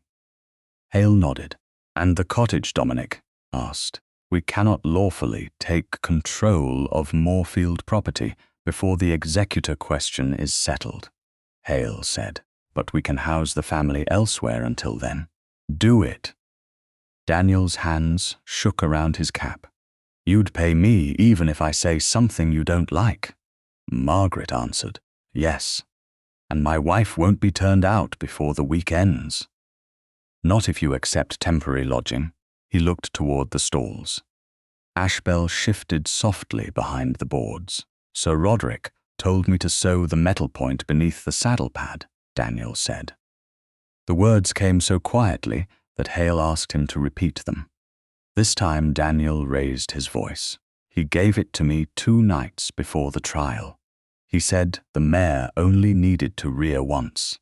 He said no one would be hurt if the rider knew what he was doing." Margaret felt cold spread through her. "Did Lady Miranda know?" Daniel swallowed. "I heard her say the trial must become proof that you were unstable. I never heard him tell her about the metal." The distinction was important. Margaret would not give Miranda knowledge that had not been proved. "Why did Sir Roderick need the sale completed?" Hale asked. Daniel shook his head. "I don't know." The answer came the next afternoon from a breeding agent who had learned of the suspended transaction and feared becoming part of it. Sir Roderick had privately promised Silver Lark's next 2 breeding seasons to one buyer while preparing to sell a mare under Silver Lark's name to another. The sale proceeds would conceal the double promise long enough for him to settle debts elsewhere. Ashbel's lower value and old hoof weakness made her useful only if her identity disappeared. By the 24th May, the method had become plain. Roderick had hidden Silver Lark as Dove, altered Ashbel's name in the catalogue, and arranged a public mishap to turn Margaret's warning into apparent sabotage. Miranda had fed the marriage rumour and gathered the audience, though the exact saddle device remained outside her proven knowledge. Daniel signed his statement only after Hale read every line aloud and removed one phrase that claimed Miranda had ordered the burr. "She wanted the scandal," Margaret said. "That doesn't mean she chose the instrument." When the office finally emptied, Margaret walked alone into the stable passage. Silver Lark breathed against the half-door. Ashbel rested her head over the adjoining rail, calmer now that no saddle approached her back. The strain of the past days loosened without warning. Margaret pressed her healed right hand against the wooden partition. Her composure failed not dramatically, but in one broken breath she could not conceal. Dominic had followed at a distance. He stopped several feet away. "May I hold you?" She turned. He did not move closer until she answered, "Yes." Margaret crossed the space herself. His arms came around her with care, one hand resting between her shoulders, the other steady at her waist. She held him in return. The embrace was warm, firm, and free of the urgency that had marked every decision since the stable court. For the first time, she did not feel protected from truth. She felt accompanied within it. Dominic lowered his cheek to her hair, but asked for nothing more. "You found her," he said. Margaret looked toward Silver Lark. "We found both of them." Yet even as she spoke, she understood that the tenderness in his arms had become something she could no longer name as gratitude. Somewhere beyond the yard, Lady Miranda was inviting Newmarket's most influential buyers to a public inquiry, certain that Dominic would not risk exposing the failures of House Wycliffe before the men whose respect sustained its name. On the morning of the 25 May, Mr. Hale's temporary office in Newmarket held more truth than comfort. The retained printer's proof and Harker's attested feed copy rested inside his locked document case. Daniel Pike's signed statement had been copied for the subscribing stewards and the executor inquiry, while the original remained with Hale. Mr. Bale still kept the sealed 3/4 shoe and the sealed packet containing the metal pricket in his own locked custody. Samuel Crowther had agreed to bring his daybook personally to the sale yard and take it home afterward. Nothing would appear by surprise. Nothing would be allowed to exist in 2 hands at once. Margaret stood at the long table with her repaired ivory glove beside a stack of notes. Judith sat near the open door with her companion, and Hale's clerks worked in the adjoining room, near enough to satisfy propriety. Dominic stood opposite Margaret. He had removed his gloves, though he touched none of the papers. "We begin with the mares," Margaret said. "Not with Sir Roderick, not with Lady Miranda, not with your title." Hale dipped his pen. 2 living animals before any document. Yes, Ashbel first, the old split in the near forehoof. Then Crowther's 3/4 shoe and daybook, Silver Lark beside her, with the full shoe, the white crescent inside the lower lip, and the response to my father's stable call. Dominic nodded. After that, the catalogue. The printer's first proof and the altered instruction, Margaret said. Then Harker's attested docket, Mr. Rusk's account of the Burwell stable, and the carrier's attempted removal after notice. Daniel's testimony next? Hale asked. The carrier before Daniel. The carrier establishes movement without fear of losing his home. Daniel must come later, after the objects and documents have made it impossible to cast him as a servant inventing a scandal. Hale wrote the sequence. Then the saddle pricket. Yes, Mr. Bale opens the sealed packet before the stewards. Daniel identifies it and states who gave it to him. Dominic's gaze remained fixed on Margaret, and Miranda, after Daniel. We prove what she did, not what anger tempts us to assign her. She spread the marriage coercion rumor. She invited the buyers to the trial. She used my warning to make expertise look like jealousy. We do not claim she knew the exact device beneath the saddle unless someone can prove it. No one can, Hale said. Then no one should. Margaret placed her left hand over the notes. The inquiry ends with the breeding rights promise and Sir Roderick's financial motive. Only after the evidence is complete should anyone speak of consequence. Dominic's expression tightened. You've left me until last. You are not evidence of the substitution. No, but I am evidence of how the lie survived. He reached inside his coat and drew out a folded report bearing the seal of House Wycliffe. He placed it on the table. This is my account of the South Gate, the stable security, the rejection, and the order I gave on the heath. Hale looked at him sharply. Your Grace, a private acknowledgement may be sufficient for the stewards. It was not private when I rejected her. Dominic opened the report. His voice did not waver as he read. The South Service Gate was not properly secured on the evening of the 8th of May. My household failed to account for every groom before the subscription dinner. I accepted an allegation against Miss Corbett without asking her to answer it. I declared before witnesses that I would not marry her, though she had made no proposal. After the saddle pricket was found, I barred her from the Redbourne stables despite believing she had not harmed the mare. That order gave public force to suspicion I did not share. The room remained still. Dominic folded the report but did not take it back. Enter it with the rest. Hale hesitated. It may damage confidence in Redbourne management.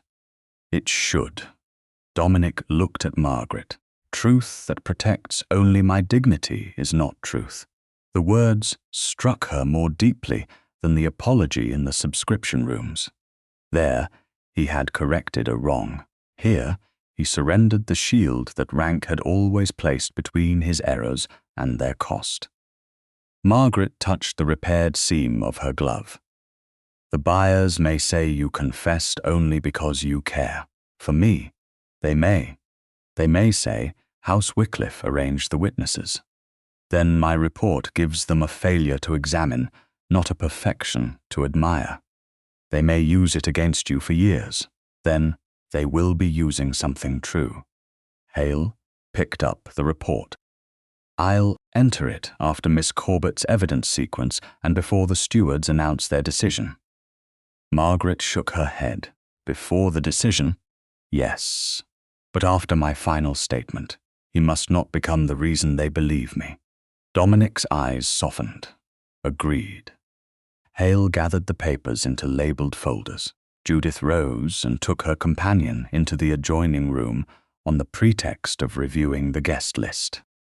The clerks followed with Hale's permission. Hale paused at the door. I'll return in 10 minutes. When it closed, Margaret and Dominic remained on opposite sides of the table. The distance was proper. It did not feel safe. You were right at the heath, he said. I believed you only where belief cost me nothing. You changed that, because you required it, because you chose to. Dominic looked down at his bare hands. I've spent most of my life thinking power meant preventing disorder. With you, every attempt to command the truth has only damaged it. Margaret said nothing. He raised his eyes. There was no practiced charm in his face now. No wit waiting to soften the risk. I love you, Margaret. Her breath caught. I love the mind that remembers what others neglect. I love the courage that would rather lose me than surrender itself. I love that you can stand beside a frightened mare, a threatened groom, or a room full of men and still refuse to claim more than you can prove. The silence after his words felt larger than the office. Margaret's heart had known before she had permitted herself to name it. She had known in the carriage when he opened his hand and waited. She had known when he corrected her. Standing before proof became convenient. She had known in the stable passage when he asked before holding her. Love had come not as rescue, but as recognition made costly. I love you, she said. The confession left her steadier, not smaller. But I won't become your duchess as payment for being believed. Dominic crossed no part of the distance between them. I would never ask that. You might ask without words. Then I won't ask anything today except this. He looked at her mouth, then back to her eyes. May I kiss you?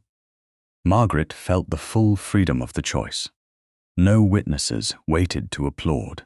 No title stood between them. No proposal followed behind the question. She stepped around the table. Yes. Dominic lifted one hand slowly, giving her time to turn away, and touched her cheek. Margaret placed her left hand against his chest. His kiss was gentle at first, then deepened only when she leaned nearer and answered it. There was no urgency in it, only wonder, and the ache of everything they had nearly ruined before learning how to stand still. When they parted, his forehead rested lightly against hers. No proposal, she whispered. A breath of laughter warmed his face. Not today. Not tomorrow. Not in front of Newmarket. Good. He kissed hers once more, brief and tender, then released her before affection could become another claim. Outside, wheels sounded in the lane. Hale returned to the door with Judith behind him. The mares are ready, he said. Margaret drew on the repaired glove and lifted her notes. Dominic opened the door, but did not walk ahead of her. Together they stepped into the morning, as Ashbell and Silver Lark were led toward the Newmarket sale yard. 2 grey mares beneath their rightful names at last. By 11 o'clock on the 27th of May, the Newmarket sale yard held more witnesses than the private transaction had ever deserved. Sporting stewards stood beneath the covered rail. Owners and buyers filled the yard behind them. Samuel Crowther waited with his daybook under one arm. Mr. Bale guarded 2 sealed packets in a locked travelling chest. Mr. Hale kept the printer's retained proof, Harker's attested feed copy, Daniel Pike's signed statement, and Dominic's stable report in separate labelled folders inside his document case. Judith stood beside Mrs. Aveling. Lady Miranda remained near her father's agent, pale but composed. Sir Roderick faced the gathering, with the expression of a man who still believed confidence might outrank evidence. Ashbell and Silver Lark were led into adjoining spaces before the stewards. They were both grey. They were both fine-headed. At a careless glance, they seemed nearly interchangeable. Margaret stepped between them, wearing the ivory glove she had repaired with dark green silk. The seam crossed her palm in full view. Dominic stood several paces behind her. He had promised not to lead. He kept that promise. Margaret looked across the buyers, who had whispered that she invented a horse scandal because a duke refused her. A name in a catalogue can't change the creature standing beneath it, she said. Then she began with Ashbel. Crowther lifted the mare's near forefoot and showed the old vertical split in the hoof wall. Mr. Bale unlocked his chest, removed the first sealed canvas packet, and displayed the unbroken wax before the stewards. He opened it only after they approved. The 3/4 shoe emerged exactly as it had been wrapped on the 10th May. Crowther identified the shortened outer branch, the shallow, fuller groove, and the accidental double strike near the toe. He opened his own daybook and read the entry for Ashbel's corrective shoeing, then the separate entry recording Silver Lark's ordinary full set. He closed the volume and kept it in his possession. Margaret moved to Silver Lark. Mr. Rusk lowered the mare's lip. The white crescent curved against the dark skin within. Crowther lifted the near forefoot and confirmed the full shoe and the absence of Ashbel's old split. Margaret gave the 2-note call her father had used at Moorfield Yard. Silver Lark came toward her at once. Ashbel merely watched from the next space. The small movement did what arguments had failed to do. Men who had laughed at memory now leaned forward to witness it. Mr. Hale opened the first folder. The Newmarket printer stepped to the table and identified his retained proof. The first version named Lot 17 as Ashbel and mentioned the prior hoof weakness. Beside it stood Sir Roderick's instruction to replace the name with Silver Lark, remove the weakness and increase the declared value. The clerk delivered the correction, the printer said. Sir Roderick called the following day and confirmed it. Roderick's voice cut across the yard. A printer's recollection is easily purchased. Then we'll proceed to records that remained in other hands, Margaret said. Hale produced Harker's attested copy while stating that the original entry remained bound in the merchant's account book. The feed deliveries had gone to a rented stable outside Burwell under Sir Roderick's account. The mare was named Dove. Mr. Rusk confirmed the rental, the hidden grey mare, and the instruction to use that false name. The carrier then described receiving an order from Roderick's clerk to remove Dove before dawn, after Hale's written notice had been served. He had refused only because Rusk closed the gate. Sir Roderick turned on him. You were paid to carry a horse, not interpret ownership. That is why I'm only saying who hired me, the man replied. Mr. Bale lifted the second sealed packet. He showed his mark, the date, and the unbroken wax. When the stewards permitted him to open it, the small metal pricket lay inside the cloth. Daniel Pike stepped forward. His face was pale, but his wife and infant daughter were already lodged beyond Roderick's reach. Sir Roderick gave it to me, he said. He told me to sew it beneath the saddle pad before the trial. He said the mare only needed to rear once. Roderick laughed, but the sound lacked force, a dismissed groom protecting himself with a lie. Margaret turned to Daniel. Did Lady Miranda give you the metal? No, miss. Did you hear her order the device used? No. Miranda lifted her chin as though vindication had arrived. Margaret did not allow it. What did you hear? Daniel swallowed. She said the trial had to prove Miss Corbett was unstable. She said the buyers must see the warning before the mare misbehaved. Miranda's composure fractured. That proves nothing except that I expected a public examination. You created the marriage allegation with Sir Roderick, Margaret said. You repeated my words about bloodlines as if they were a demand for a title. You helped gather the audience after receiving my warning. You made expertise look like jealousy. I won't accuse you of the saddle device because no evidence proves that. What you did is sufficient. Hale then produced the breeding agent. The man confirmed that Sir Roderick had promised silver larks next 2 breeding seasons to one buyer while preparing to sell a mare under silver lark's name to another. The false sale would cover the double promise and conceal the debt. The method, location, and motive now stood together. Roderick looked toward Dominic. You'll let a woman dismantle a family estate in a public yard because you've become infatuated with her? Dominic did not move until Margaret finished. She faced the stewards. I ask that the disputed sale be voided. I ask that both mares be restored to their correct names. I ask that corrected notices be sent to every buyer who received the altered catalogue. I ask that my father's breeding records be protected under independent administration. Only then did Dominic step forward. Miss Corbett never proposed marriage to me. I rejected an offer she did not make. I converted rumour into humiliation, then converted caution into suspicion. When I barred her from my stables, my household failed to secure the south gate, and my judgment helped this fraud survive. Hale entered the written stable report into the record.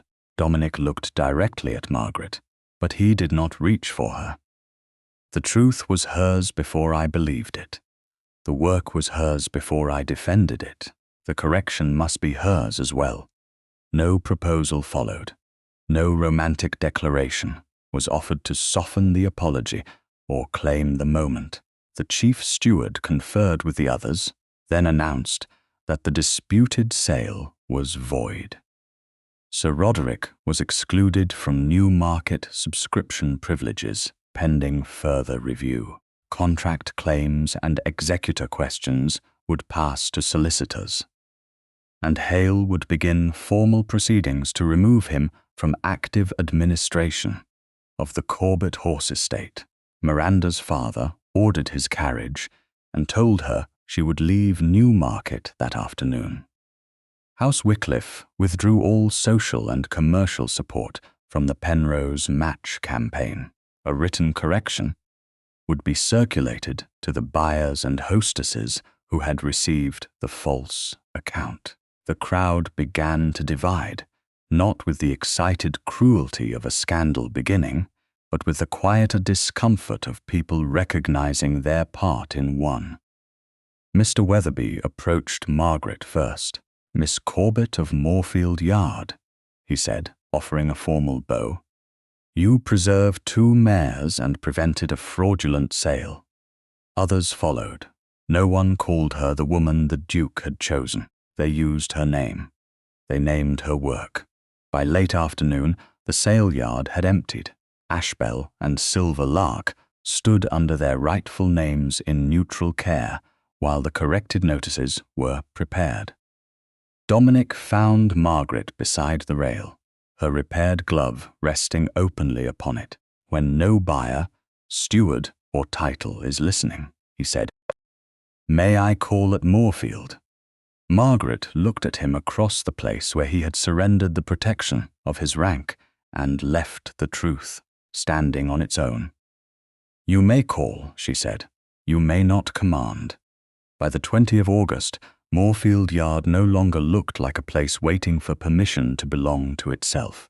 The Corbett board hung once more above the main arch. Corrected breeding records filled the ledger room.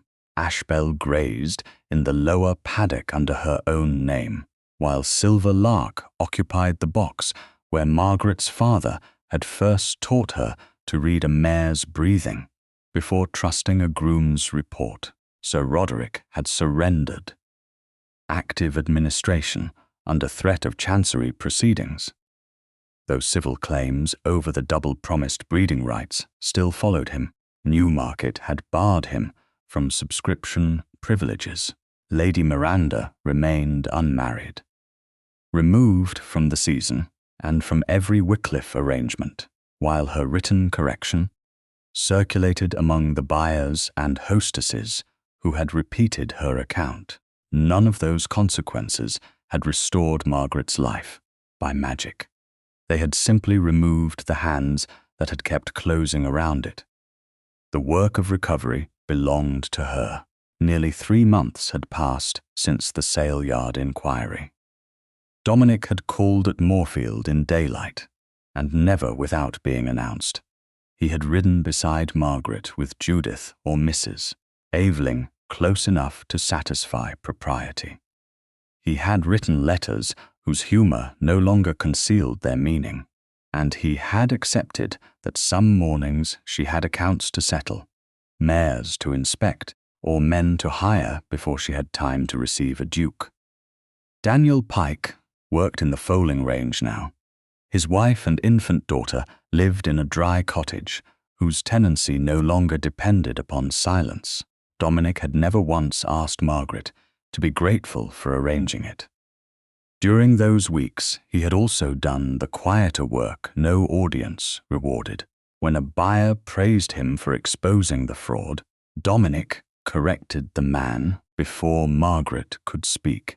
When an owner addressed a question about Silver Lark's future to the Duke instead of to her, Dominic replied, "You'll have to ask Miss Corbett. It's her mare and her judgment." He had sent the corrected Redbourne catalogue to Foxcombe Park and ordered every Wycliffe breeding ledger to include the original error and its correction. Margaret had noticed that most of all, he did not erase the record of failure merely because the lesson had become inconvenient.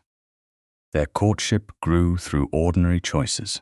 He waited outside a foaling stall while she finished an examination. She saved his letters in the same locked desk that held her father's notes.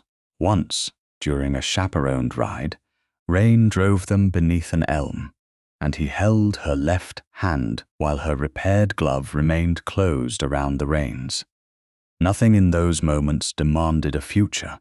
Together, they made one possible. On that August morning, he arrived carrying a narrow leather portfolio rather than flowers. Margaret met him beside the paddock rail, where Silver Lark cropped the grass beyond them. "You've brought business," she said. "I've brought protection from my business." He opened the portfolio and handed her a draft marriage settlement prepared by Mr. Hale and Dominic's own solicitor. Margaret read every page before she looked at him again. Moorfield Yard would remain her separate property. Its income would be accounted independently.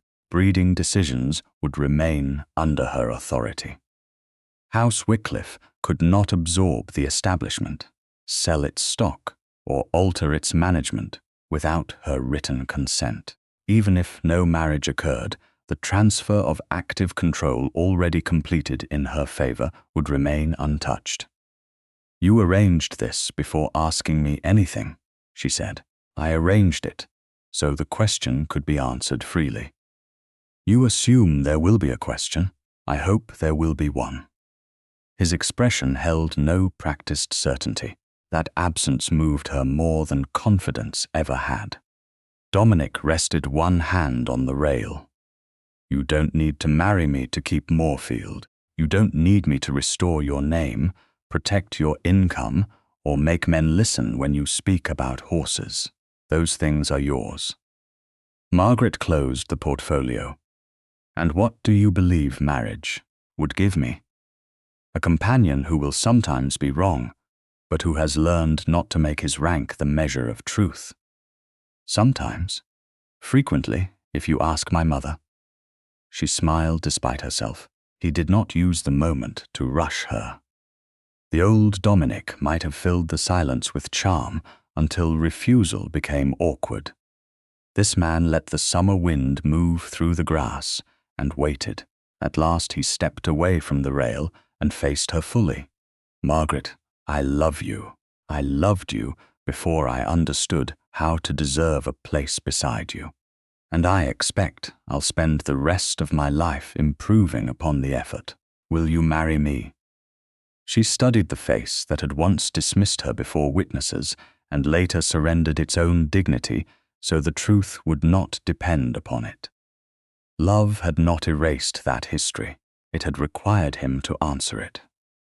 "Can you live with a wife who may oppose your judgment in public?" she asked. "I would rather be opposed by you than obeyed by someone who is afraid of me." That is a handsome answer. It is also true. Can you live with Moorfield remaining mine?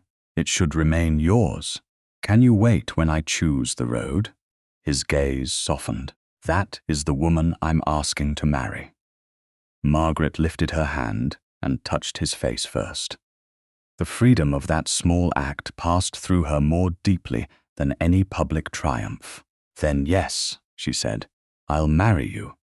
Dominic closed his eyes for one breath against her palm. "I love you. I love you too." He opened his arms without presuming. Margaret stepped into them.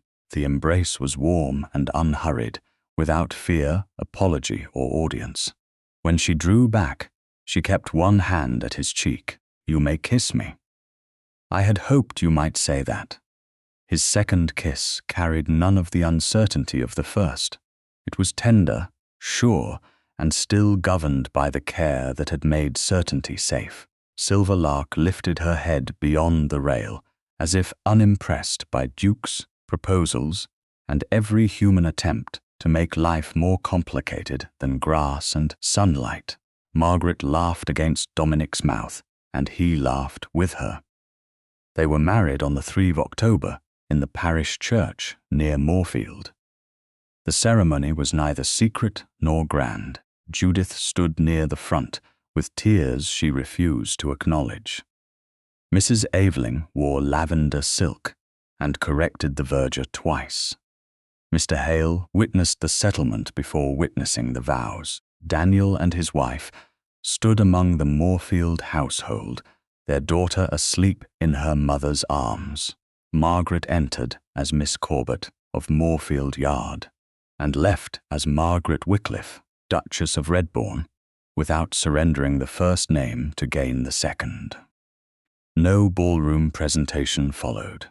There was breakfast in the long room at Moorfield, toasts beneath the restored Corbett board, and enough quiet afterward for the meaning of the vows to settle. 2 days later, Margaret and Dominic rode across Newmarket Heath beneath a pale October sky. The air held the clean edge of autumn. She wore the original ivory glove on her right hand. Dark green silk crossed the old tier, the seam visible where the leather had once split. It was not preserved beneath glass or hidden in a drawer. It curved around the reins. At the fork beyond the low rise, one road led toward Redbourne Lodge and the other toward Moorfield Yard. Dominic did not turn first. He drew his horse to an easy halt and waited.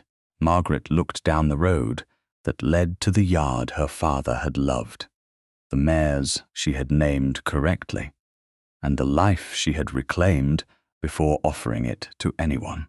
Then she turned her horse toward Moorfield. Dominic moved with her, not ahead and not behind, beside. The repaired glove rested openly upon the reins as Margaret chose the road, and the Duke rode at her side.